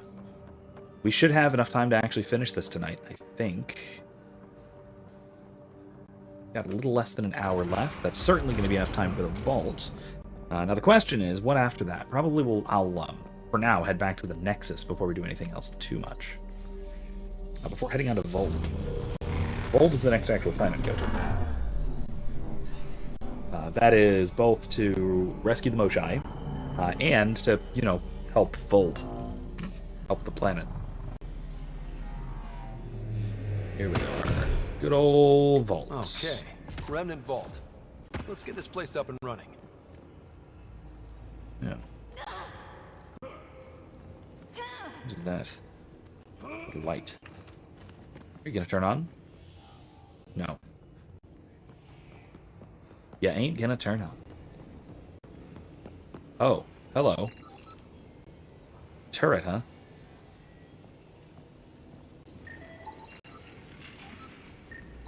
Data cores. Observer replicator. Oh, jeez. What do we got here? Activation console.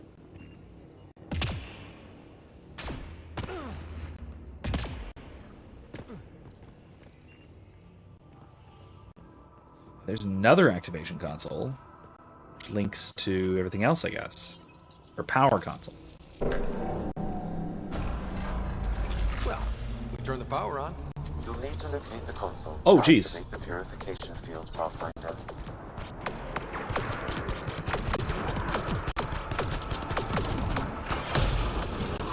Ow.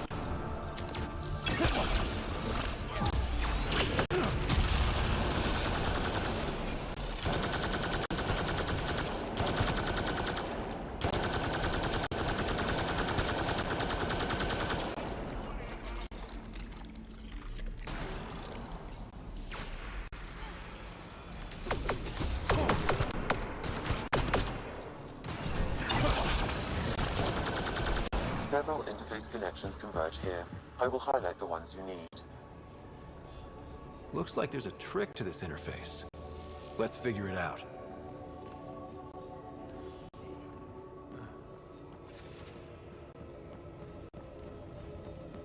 can hack the turret, Pathfinder.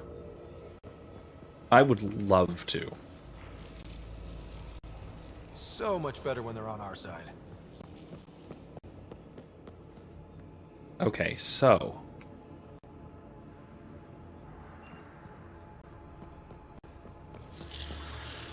this is the second one. Here's the first one. Doot. This is not a hard puzzle. This is basically in the order of number of lights. But I still already goofed it, so whatever. Yes, it is an easy puzzle, but I also screwed it up the first time I tried it, so, you know, whatever. It doesn't mean I... just because it's an easy puzzle doesn't mean I can necessarily do it on my first try, because I wasn't thinking about it. Even something that requires minimal effort still requires effort. Oh, is that it? Oh, that's it. That's it. That's the core of the vault. That is the only... This console will activate the purification field. You may want to sweep the area. Yeah, I Before sure do. this place tries to kill us, you mean? Wow, this is a really small vault. What's this do? Oh no, okay.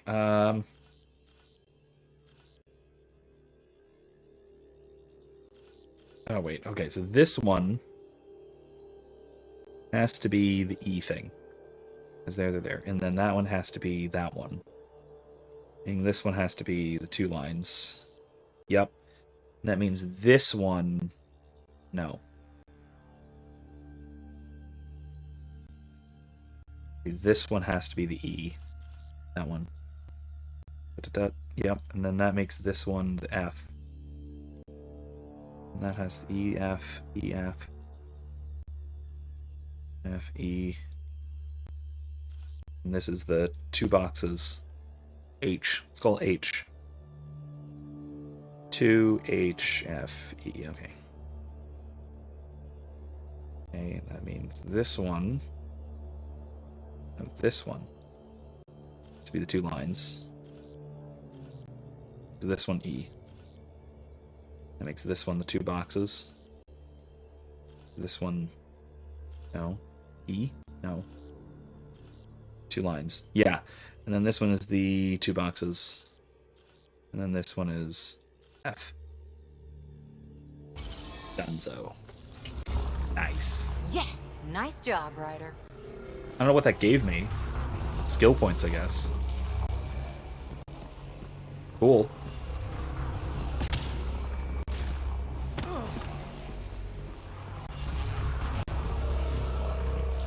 Very cool.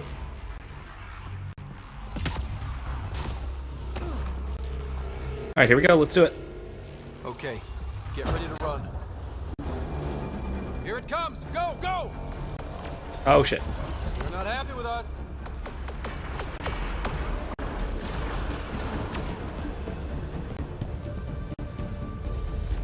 This is very bad.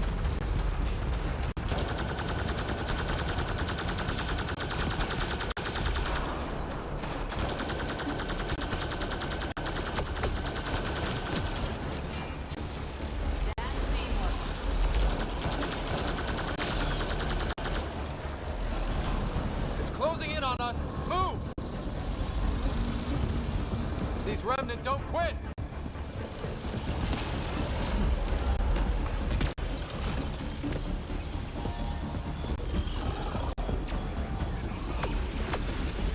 Enemies on your six! Ow. Man, never gets less terrifying. Let's get out of here. Pathfinder Ryder, are you there? Hey, All our happy instruments observer. just recorded a surge. What happened? Vault's back up. We did it. That's a jest. It can't be. Of course it can. Not a jest. The vault going through a reset would explain all the readings. I can't wait to hear all about this. Come back to Palav. We've a lot to discuss. Alright. That was actually very quick for a vault. That only took like 10 minutes. Because it's one room. It was kind of a terrifying room, given the fact that it closed the door behind us and then started to purge. I was reasonably certain that it was going to open, but I was absolutely prepared to die there and have to try again. Oh boy. Because like I said, I'm pretty sure that was the only way out anyway, so... I swept the area and made sure. The organic life on Havarl has begun to stabilize. Alrighty. The rain stopped. The Vault is performing biological repairs. Imagine what we'll see here in a few years. I don't think I ever noticed that the sky is suddenly clear. It had been storming and lightning and raining even. I'd never noticed. Look at that. Look at that beautiful starry sky. Alien constellations and all. Very cool. Very cool. Alright, that is, I think, all for Havarl for now. I mean, there's more. There will be more to do here, and we will be coming back here from time to time. However, I believe that is that's it for the moment. It's,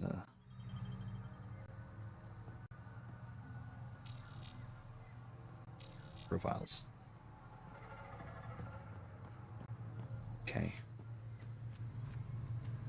All right. That went well. An alien, able to use Remnant. Never thought I'd see such a thing. My aunt had a I'd rather remnant not jump to artifact she learned to conclusions before open we and have someone close. examine you fully. But it took her many, many years to achieve it. She was never able to do it reliably. Actually, wait, hold on. Turn to Sage Armand. Let's do that first, real quick, since we just fast traveled. Let's fast travel again.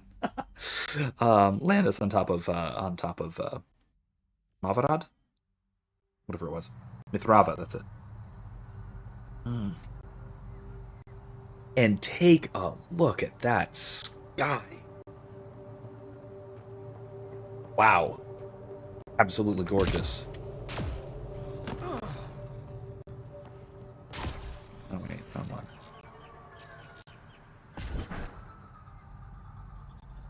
Look at that. Look at that. Mountains. Look at those mountains. That's incredible. Those were not visible earlier at all. That's amazing. Man, I'd love to drive a Mako up those. Oh man, that would be such a nice little callback to Mass Effect 1, huh? Did you find anything about my sister? Pala was right. They documented everything. Your sister was moved across Havarl. This data drive should have the specifics. Thank you. With all this information, I could see Amara again. But the thought of leaving frightens me. This is my home. If I leave, I abandon my duties. What if I never get to come home again? Everyone gets scared. It passes. Amara's your sister. And home is often a person, and not a place. I will swallow my fear.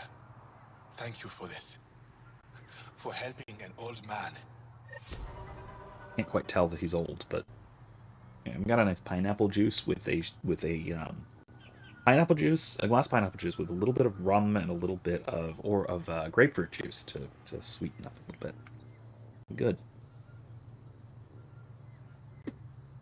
Not even, I don't know if I mean, I guess I'd call it a cocktail because it's a mix of different beverages, but barely. Let's go back to Palav. And then back to the Nexus, and then back to Aya, and then on to Voeld. Although we won't do all of that tonight, obviously. A lot of that's going to be next week. Now, while I'm talking about next week, first of all, I am probably going to be moving my schedule a little bit because I'm picking up an extra job, and so I'm going to be working a little bit later, and so I may wind up with a late start on Monday nights. We'll have to wait and see. There's also a possibility that we might start moving our Thursday streams to Wednesday, just because I might need to move my schedule around. We'll have to wait and see about that. I'm not committing to it just yet. I'm still going to stick with Thursdays, at least for these next couple of weeks, see how it goes, and if I need to move it, then I need to move it, and I I'm open to the possibility. But I'm still planning on doing a couple of streams a week. I'm still planning on doing, for now, both Mass Effect and Kingdom Come Deliverance until I'm done with one or both of them, and then I'll maybe reevaluate, pick a new game, whatever it might be. We'll see then. We'll see from there. But until then, I'm still planning on continuing doing as I'm doing. I just may move Thursdays to Wednesdays, and I may have a slightly later start. We'll have to wait and see. We'll have to wait and see how that goes. Pathfinder Rider, you have done something remarkable here today. Succeeded where Zorai failed. Esmus, what are you doing down here? Renewing old bonds. Talking to you was enlightening. I saw an alien working for us when we had given up. We have isolated ourselves for too long. Perhaps there is a balance we can find. We all need to find balance, I think.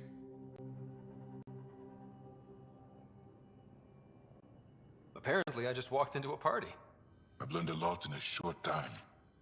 The Rokar want simple solutions, but nothing is ever simple or certain, is it? I wish those that were killed could have realized this. But after everything I've seen, I have to hope that they aren't lost forever. This curious memory transfer. Reincarnation. Whatever it might be, I aim to devote resources to studying it. Maybe one day we'll find the truth buried deep within our superstitions. That might be a little dismissive, or it might be a little realistic. It's really hard to tell at this point. Again, we're gonna find out more about the Angara and their history and their biology and their physiology and all that stuff as we go forward. And so that'll lend us a little bit more insight into it. But we'll have to wait and see, and we'll also have to wait and see the sort of what metaphysical conclusions we can derive from what we learn. What do your projections say? Is Havarl going to be safe? We've already seen improvements. They're small, but statistically significant. It's been minutes. In time, the planet will heal. There is some space here at Dar Pelev, and we'll need extra hands to monitor Havarl's situation. Will you extend an invitation to your people? We'd welcome anyone who can help. Yeah. I'll pass it along. Then I'll leave you. I have some numbers to analyze. Can you believe it? For the first time in years, they excite me. Wow. Wow. They're just inviting us on over. Cool. Okay. What do we have here? Priority ops. Call Ephra from the Tempest meeting room. Not going to do that yet. Allies. Gil Brody. Read an email from Gil. Sam Node. Spender on the Nexus. Cover Remtech from Voeld. Read the email from Cora. Arcs on hold. On hold. Helios. Alright, let me just get back to the ship. Let me run back to the ship real quick like. Leap. Teleport.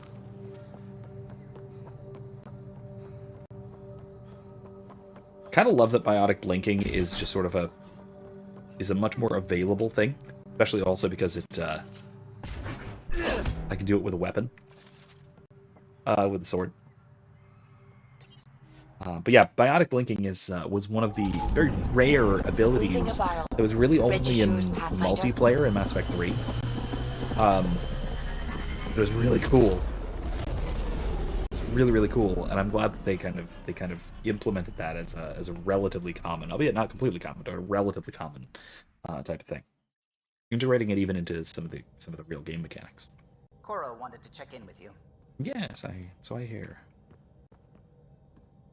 Oh, I hear. Email. Poker awaits. Ryder, the bell tolls for thee. Meet me in Vortex on the Nexus. I'll be the one shuffling the deck of doom. Alright, Gil. Sorry refugees from Core Rider. There's a report of Asari refugees on Eos. They made it. You might know about their arc too. Let's talk when you're free. Sure, we'll do that. Science team deployment. Nexus has approved the request for a multidisciplinary team to be posted to Havarl, Habitat 3, to assist with the Angaran efforts there.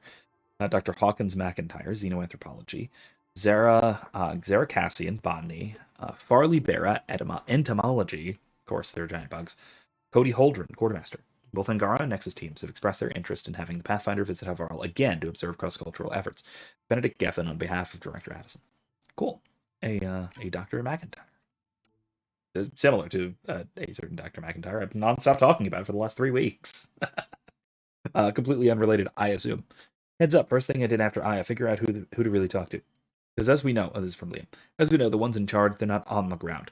Jal had some pointers. I got some names from smaller Angaran colonies. I'll be waiting before they trust us, but it's all about exposure. It'll be a while before they trust us. Saw it all the time in crisis response, especially post-combat zones. Proconsul Verond.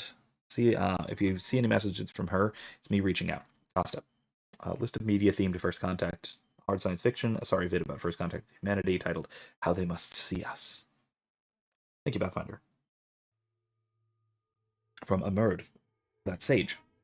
I write you now from Amara's home on the other side of Havarl. That was fast. I just left you here like 2 minutes ago. I'm surrounded by her children and grandchildren, whom I have never met, but who welcomed me as though they'd known me all their lives. I left my home only to find another one. Though I wish I had done this years ago, I'm grateful for the time I have left. This would not have happened without your help. It's beautiful here, Amerd. John's diet writer. Dr. Lexi worrying about our diet, of course. From Jal, Pathfinder writer of the Human Initiative. I've heard privately from Ephra, leader of our resistance. He's very impressed that we were able to help our scientists on Havarl, and I've made sure that he knows that you've played a key role. Maybe he's already said these things to you, but if I know Ephra, he probably hasn't. As for me, I've learned a lot about trust. Being on this team, letting myself be open to trusting you and the others, I've learned that trust is more of a feeling than a science. It seems like it's a universal truth. Universal. Get it? I'll try and be even more trustful in the future. This assignment might change my life. Good night, Joe. He really does not have a handle on formality. Pathfinder writer of the Human Initiative. Good night. From Liam, proud of Havarl. I mean, sure, living there would have been fun. That planet is one pterodactyl away from a Jurassic fun fair. But what we did for the Angar will go a long way to making us good neighbors. We need that, especially with the scourge restricting the neighborhood. Security is training up on what the locals know about local fauna. Outpost or not, Havarl helps. All right, community. Centuries-old situation comedies and documentaries about research partnerships. Also a musical about a man-eating plant. Oh, no. Okay. So, meet Gillet Vortex. You have AVP outstanding, Pathfinder. Let's go talk to Kara. Shall we? Sup, Gil? Let's, debrief. Success. Success. Research data.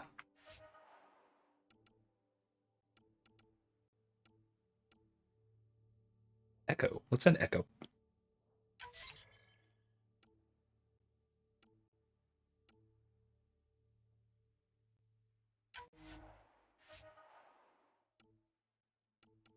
Okay.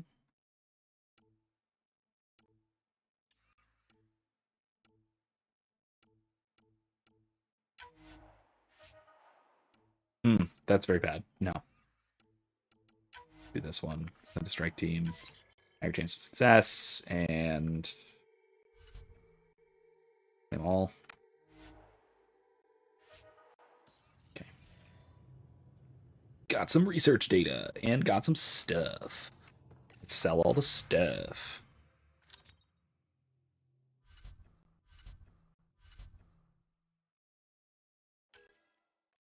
Ooh, Hornet. Nah. Predator.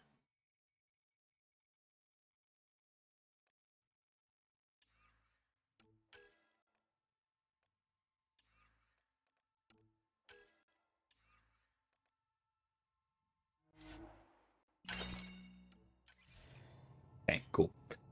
Now let's talk to Cora.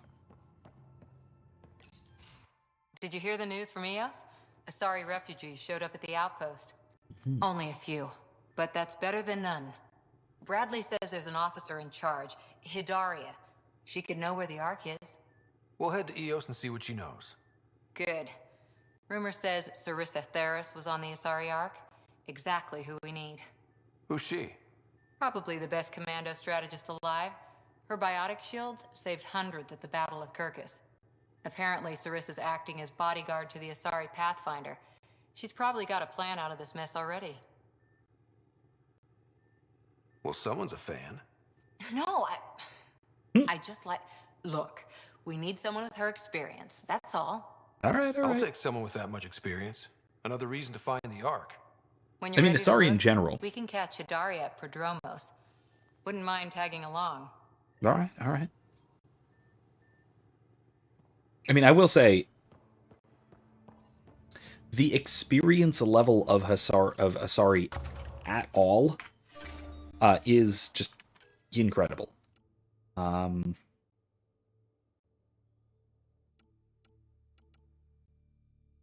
Ooh, I'm tempted by that one. Through development, research data gained from all sources. Yeah, let's go with that. Eventually, I'll do this one, and then that one. Havarl needs more. That's nice.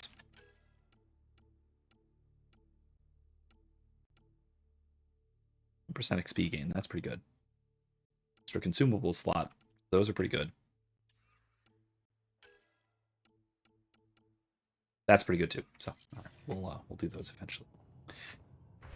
Okay. Oh, geez.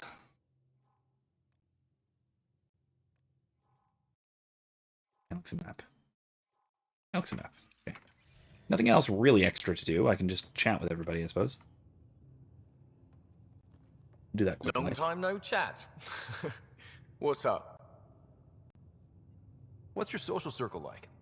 I'm good for a laugh, so I know lots of people, but I don't let too many in. My one true friend is stationed on the Nexus. She's the only piece of the Milky Way I brought with me. The more you and I get to know each other, the more you'll probably hear about her. All right, then. Are you sure you can keep the Scourge damage under control? Never seen anything like the Scourge. What it does to our tech. It's keeping me on my toes, but that's when I do my best work. In a way, I guess I'm grateful. Well, you're welcome. Don't do me any favors. Don't worry, Ryder. You're in good hands. Okay. Good talking to you, Gil. Anytime. Doctor. So we have a stowaway. You mean PB? She's decided to set up in one of the escape pods. You don't need a psychologist to tell you that one's got commitment issues. I need to talk to you about something private. Of course. That's what I'm here for. When Dad died, he blocked off parts of Sam's memory, things he didn't want me to see. Or he thought you weren't ready for. Maybe. I found this trigger. It unlocked a memory fragment of Dad on the Citadel, from when the Alliance rejected his ideas about AI, and he found out Mom's illness was terminal. Why do you think your father chose this specific memory? It was where his journey to Andromeda really began. Those events started your family down a new path. Yeah. Thanks, Lexi. Feels good to talk about this. I'll let you get back to it. I'll be here if you need me. Okay, so yeah, let's go back to the Nexus. We got some stuff to do there, so let's get going.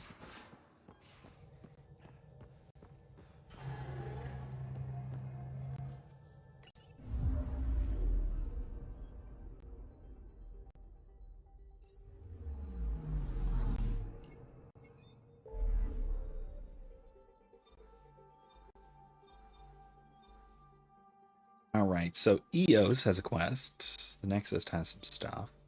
Voeld, we're not going to do yet. We've explored everything else as fully as we're gonna. So let's go to Zhenghe, back to the Nexus. Or Zhenghe. I think it's Zhenghe.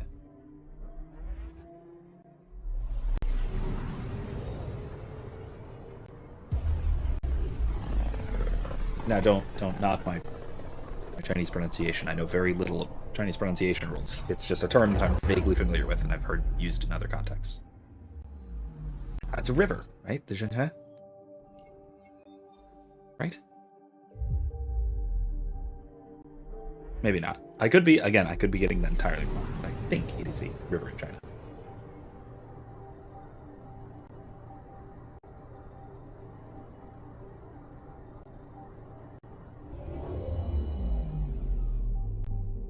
Is it the Chinese name for the Yellow River? Or what we call the Yellow River?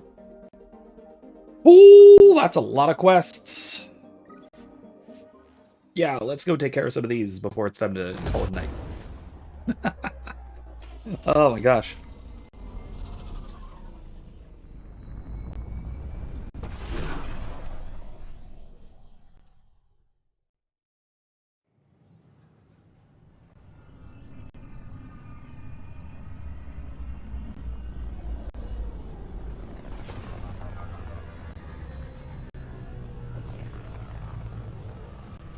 Now, looking at all of this, sort of the background here, this area of the Nexus, it makes me wonder. It makes me wonder to what degree all of this is occupied. Like, are there people living here? Garza mourned. Curriculum stalled. Okay. Species are at odds as talks break down over unified curriculum for initiative kids. The SRC, they'll wait it out until demands are met. Oh my god. I'm gonna just not go through all this. Man, those are minutia. It's not a frivolous request. Properly functioning air filters are at...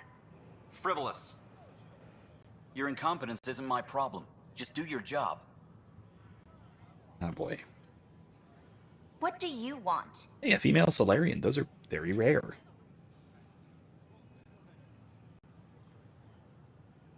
Sounds like you're having a rough day. You saw that, huh? Oh, I'm sorry I snapped at you. The way Spender treats me?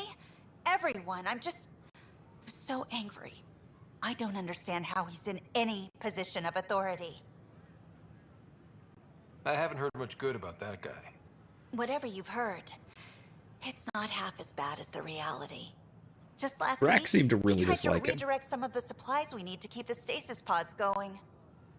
Why? Jesus. I have no idea. But if Kesh hadn't stepped in and threatened to airlock him, it would have been a disaster. He's always like that. Making bad decisions, driving the Krogan away, treating people like scum when no one's watching. You'd think your boss would have the power to do something. She hates Spender, but there's only one of her, and she can't always be around to deal with him. Things have gotten so bad that Kesh had to literally kick him out of engineering. How literal are we talking here? Boot to ass. Oh, it was glorious. We need him gone. I mean, she is a but Krogan. As I buy incompetent as that. Spender is at his job, he's insanely good at keeping it. Kesh can tell you more. Really? All right, then.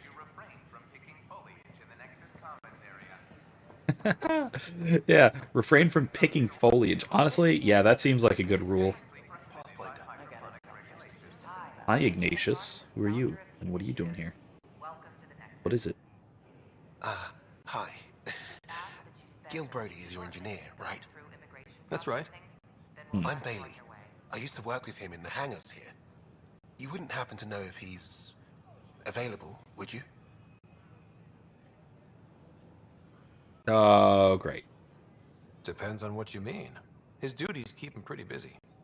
No, I mean like a... Oh, never mind. Just, tell him I said hi, huh?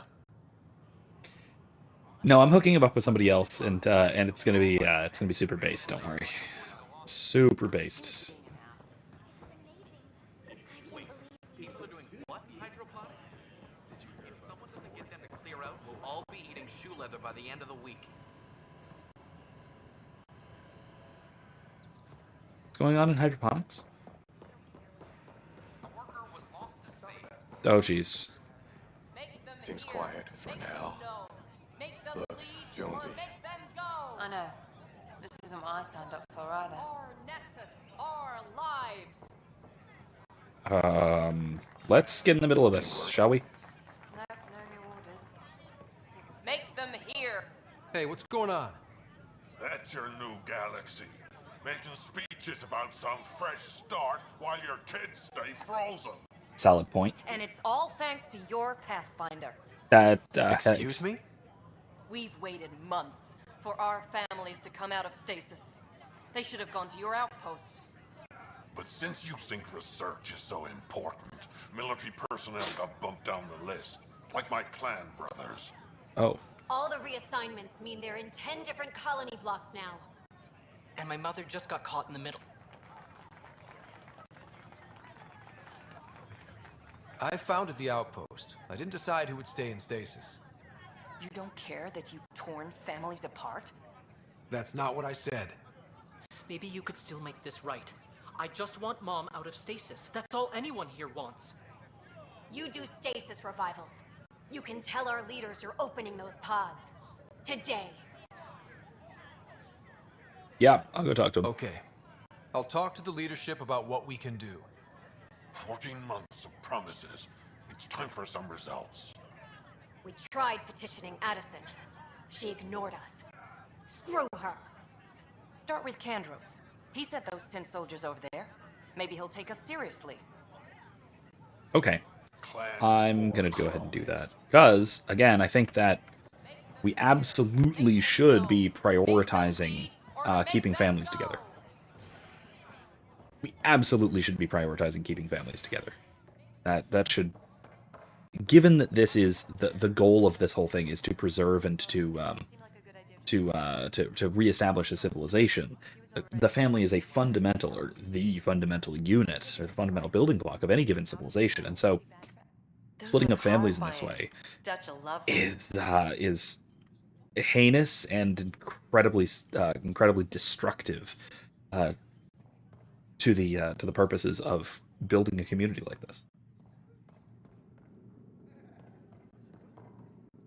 So, yeah. So, Ryder, it absolutely should be prioritized. There was no chair there, Ryder. What are you doing? Yeah?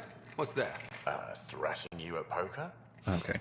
Should I deal? Ryder, I can read Gil's vital signs and give you an advantage during the game if you like. Let's not do that. Don't. Alright. You can deal first. Having fun? Getting my ass kicked is what I'm doing. Poker's lost me several friends over the years. The only one who still plays me is my buddy Jill. I know. Jill and Gil. The one you mentioned. Part of the initiative? Yep. Been awake since the start. Jill's a fertility expert. Heads the initiative CRC. My only real friend from back home. I bet 50. I call. The CRC? Colonial repopulation. That's who I'm shipping her. That's who I'm shipping him with. Teasing that I'm making her job harder. It's perfect. Says if I'm not making babies, I'm part of the problem. We have that kind of relationship.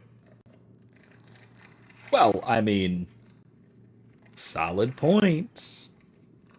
Growing our numbers is paramount to our survival here. Sure, but that's Jill's purpose. I'm not just going to adopt it. See what I did there? I'm not just going to adopt it. Yeah, that was pretty good. You should meet her. You'll good. See. She's amazing. Another 100. I fold. Another one for me then. Well, that's that. You win. I've achieved my true purpose in life. What will I do now? Revenge will be mine.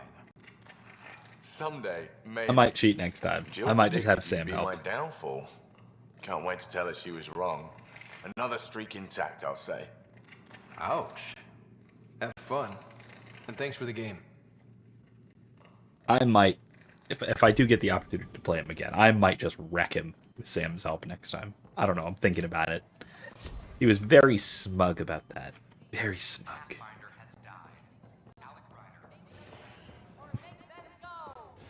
Anyway, yes. So that point, the point that he just made, or I guess the point that he just conveyed from Jill about if you're not making babies, you're part of the problem.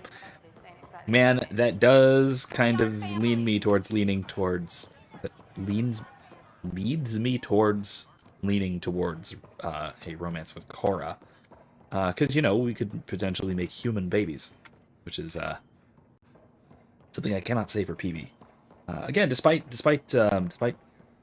character development type of reasons. Like I said, I actually really like her romance arc. Because it's the only way that her character gets development, but at the same time, like, it makes the most sense to be with Aura. More in common as well, I will say. They share a lot more. Anything? Nothing to do in here now. Where else am I going here? Doodly-doo. No, that's it. All right. Get out of here.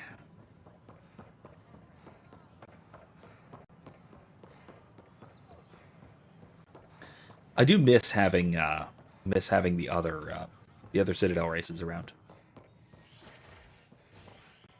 The Nexus feels a little bit empty without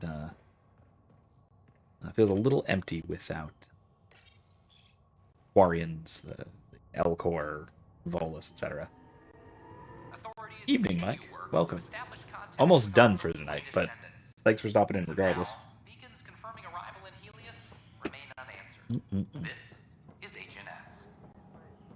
HNS. By the way, in case you're wondering, I did get your donation from last Thursday. It just didn't show up on the thing for some reason.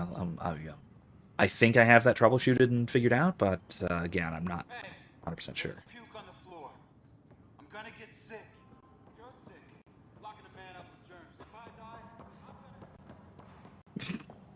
Jesus, man. All right, let's see about Candros. Glad Yes? to see you finally. Okay. I hear you've been busy out there. That's one word for it. So, if you need anything, thank you very tell much, me, by the way. Even if it's just a vent. I really do appreciate it. That's fantastic. I just, again, like I said, for some reason the little widget wasn't working, but so I didn't get your message in real time through it, but I did, and I thank you greatly for it. So, thank you so much. I need to talk to you about stasis revival and those protesters in hydroponics. I see. Maybe I should get the others for this. Can I just talk to you about this? Hydroponics? They want their families out of stasis. The outpost on Eos disrupted the schedule. They're scattered across colony good point. blocks, dozens of people. The protesters want this fixed today. The realities of our position are... I hope to. We can't wake keep up those the content. families. Thank you so much. We don't have the resources, and there's nowhere to put them. So what? Like I said, I was saying before that the absolute first priority in a very close to the top priority in a situation like this, before everything but immediate survival, needs to be the maintenance and the maintenance and unification of families, because the family is the central building block of any civilization, and what we're trying to do here is build a civilization. Without the family unit, without the family structures that keeping families together and getting them all out of stasis together will provide, the entire Andromeda initiative will disintegrate, or it'll collapse into dangerous madness, and we don't want that. We actually do want a stable, continuing society, and how do you produce that? Well, by keeping families together and having a society grow organically, and I mean that very literally in terms of natural reproduction, but I also just mean that in terms of like the connections between members of a community that can't develop if you're just arbitrarily keeping people in stasis, or keeping people in stasis for non-social reasons. Let's say keeping people in stasis because they're less useful in a sort of utilitarian sense. We settled Eos. There's no space down there for a few extra? It's not that simple, Ryder. Everything Eos produces right now is accounted for. And if we send soldiers to a research outpost, there'll be trouble. What do you suggest? Leave the families in stasis where it's safe and get those protesters out of hydroponics. They seem sympathetic, but so did the exiles. We can't risk another revolt. Survival is more important than family reunions. Do you think these protests could turn violent? We're all pioneers. Even civilians are tough enough to start something. And interfering in hydroponics threatens our oxygen supply. They know that. They sure do. That means they're quite serious, and they have damn good reason to be serious. These people aren't the enemy. We didn't come all this way to rip families apart. We'll manage the resource squeeze somehow. Your compassion is admirable, but Guess we're all tightening our belts. You can run a stasis override command from operations. I hope the rest will be that easy. Mm-hmm. Apex team leaders reporting back. Attention, civil disobedience. Wait, really? That's a lie. Alright, well, let's go take care of that, shall we?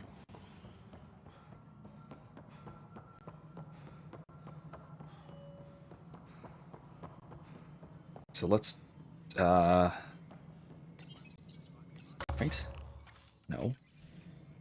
Where? Where do I run the override? There we go, override. Okay, sending the override command. The stasis pods should start unlocking. You're really doing this? I was at the protest in hydroponics. I thought we'd just get more excuses. But we What's already with the lost a year QR waiting tattoo? for our families. That's kind of disturbing. I'm glad it's time. I know exactly what you're feeling. My family has suffered too. Then you know why this matters. My mom was scared something would go wrong and she'd be awake in stasis all that time. She isn't... Jesus. It doesn't work like that, but I just want her out, so I know. Override complete. And he's got two revival different, he's triggered got on the Nexus. different color Rajaz irises. McKay, There's a name for that. Griffith G, Pilkvist A, Demerchi P, Kozlov S. There, that's her. So yeah, there is also a little bit of problem here with the whole like negotiating with terrorists problem because it will encourage further revolts. But if the management works better, then there's no real need for it. So hopefully this is going to cause more good than harm, but we'll see. Cycle Mike says, so would you say the postmodern idea against the necessity of family today, postponing children or even denying the birth of children, is evil? Yeah, absolutely. It is absolutely disintegrative of society, perhaps more than any other problem that we face. There are certainly other problems, obviously, but I think it is the primary social problem that we face, and it's a large part of why particularly young people today are lost, are so tragically lost. It's the discounting of family connections. Why are you still here? Go be the face your mom wakes up to.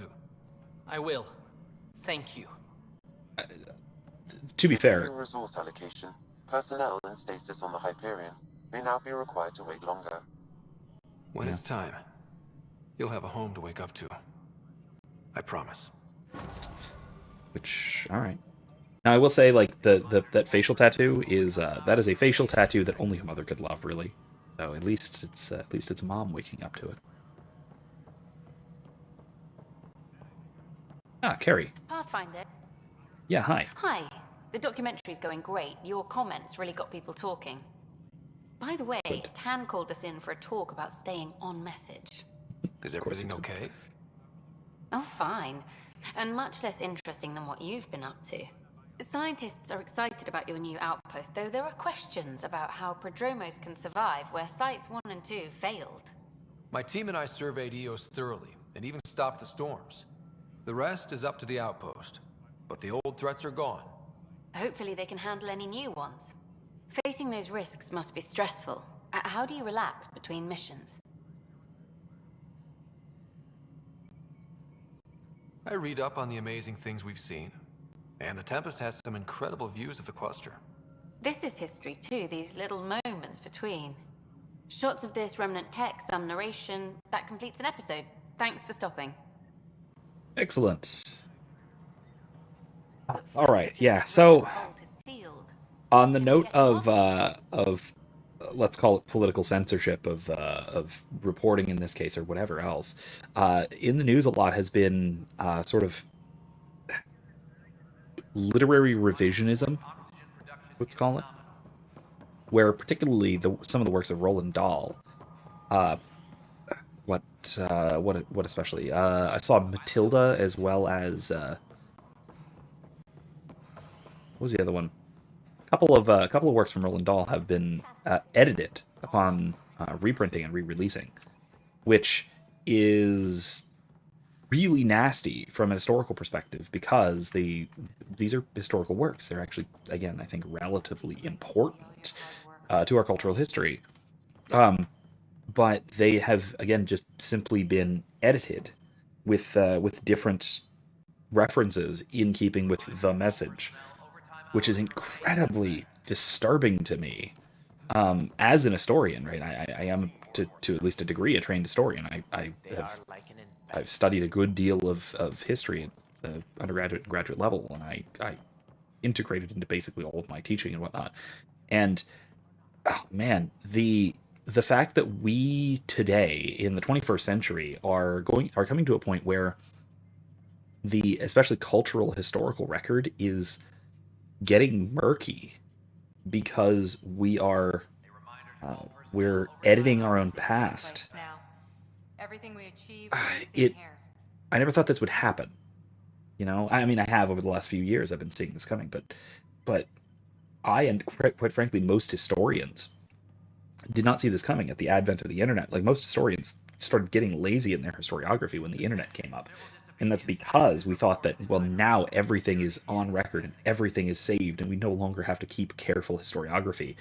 But we did not realize that the future may well start rewriting the past, which is what we've been now doing over these last few years. We've been desperately trying to rewrite the past. And if you just start looking for old things on the internet, thank God for archive.org, because without it, there are a great many things that would be completely lost to history, and a lot of them are very important.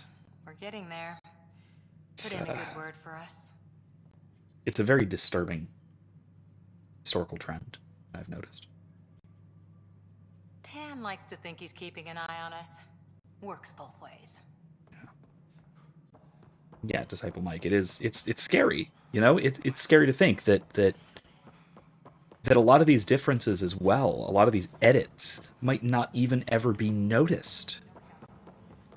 Unless you are very closely aware of the works being changed, there's a good chance that you'll never notice the changes being enacted. Which is even more terrifying, because then, well, how can you even be sure of it? It's hard to even be aware of the changes being made. Incredibly dangerous, really. It's a terribly dangerous development in our history.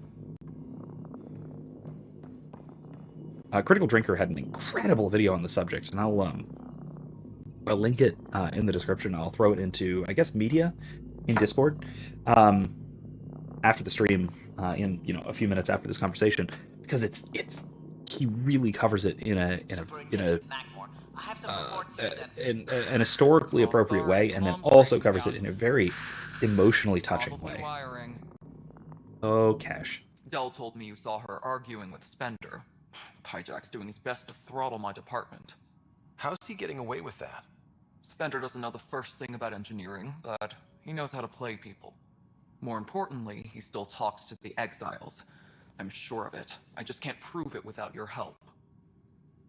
This needs to be investigated. Well, I'm glad someone thinks so.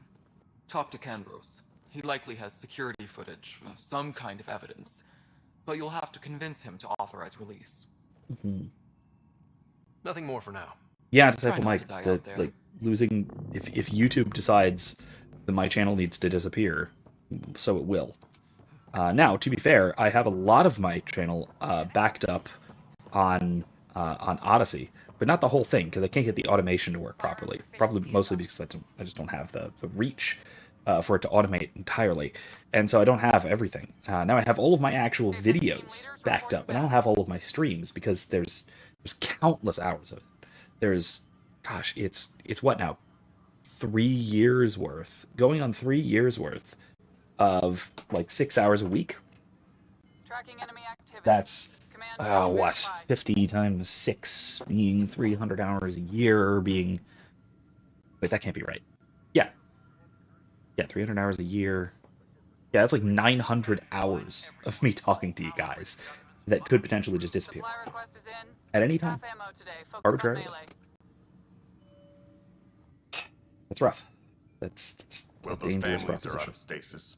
I know, because we're cutting rations for Apex. Yeah. My decision's made, Kandros. Yeah. And now everyone thinks protesting is how we get stuff done. Excuse me. Yeah, that is rough, I will say. that's potentially quite dangerous.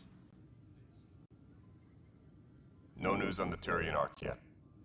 Or is this militia business? I was told I should talk to you about the mutiny. I wasn't on the Nexus when it happened. I started reading up on it, but you know how things get around here. Do you know where Spender was during that time?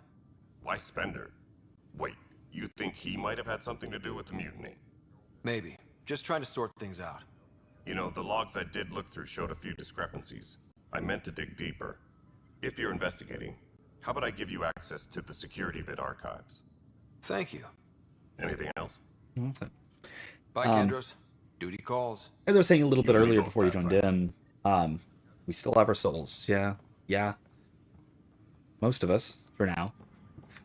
As I was saying, though, last note, because we are working on looking forward, I may wind up changing the schedule of my streams around a little bit in the next few weeks. I just picked up an extra job for some extra money, and I'm working a little bit late on some of the days I would be streaming. So I may need to start later on Monday nights, and I may wind up moving the Thursday night stream to Wednesday to account for my updated schedule. No changes yet. I'm still planning on streaming this Thursday, as usual. If anything, I might need to change things starting next week. We'll see. I'll have to see when I wind up wrapping things up and when I'm able to get home and get ready to get streaming. So we'll have to wait and see. But Thursday we're still 100% on schedule. Next week, though, starting, I may wind up having a late start Monday, and I may wind up moving the Thursday stream, as I said. We'll see though. For now, no changes imminent, but because my schedule is moving around, my streaming schedule might move around as well. So I thought I would give everybody a brief heads up on the matter. Let's wrap this up before we wrap for tonight. Sam, can you boost the quality? Processing. Playback initiated. And we'll wrap for tonight. Wait, is he handing something over to one of the mutineers? Take this. It'll help you the armory. Don't. I am sorry, Pathfinder. This backup file is corrupted. The audio tracks are heavily degraded. Someone may have deleted the original, and this version was restored during a system-wide reset. It's really suspicious. Yeah, Thursday Kingdom Come is always a given. Well, again, hopefully if I am able to move it to Wednesday, hopefully you can. If I do need to, I guess I should say, move it to Wednesday, then hopefully you can still make it. So we'll have to wait and see. Like I said, I'm probably planning to keep things as they are, but like I said, I might wind up moving the Thursday stream to Wednesday to see if that works better. No change this week though, not to worry. This week's still Thursday.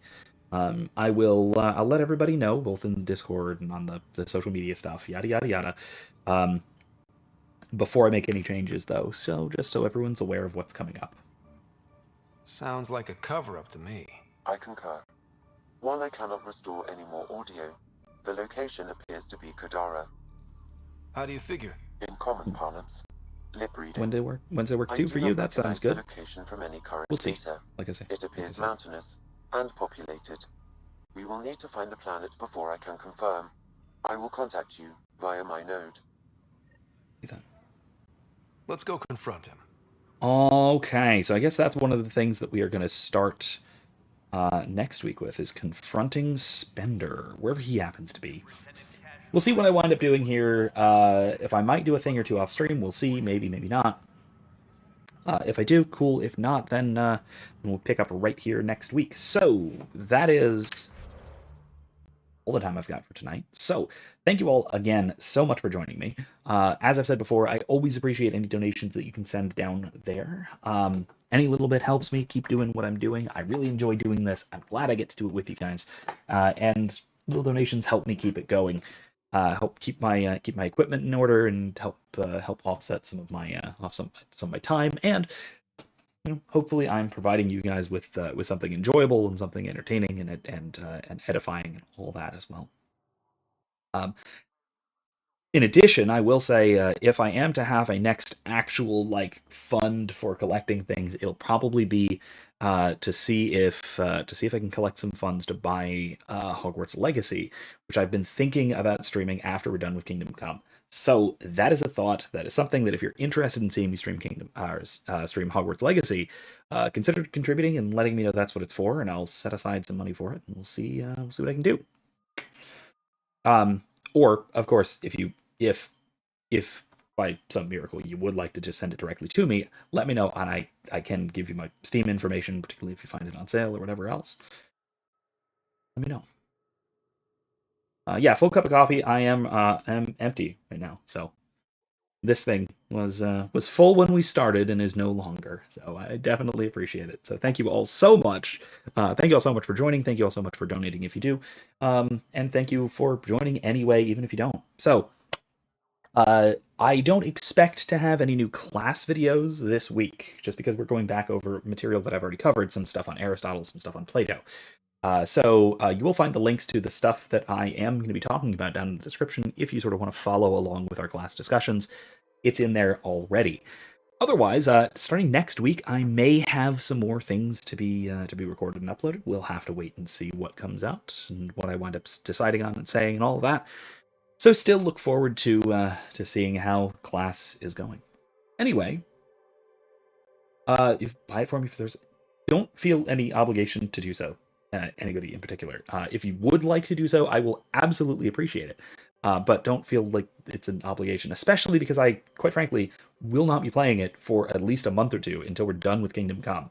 So keep that in mind and think about the possibility that it might go on sale at some point. So keep that in mind. If you'd like to purchase it now, if you want to spend the money for it, I won't stop you. But just keep that in mind. I won't be playing it for a little while. So, think about it.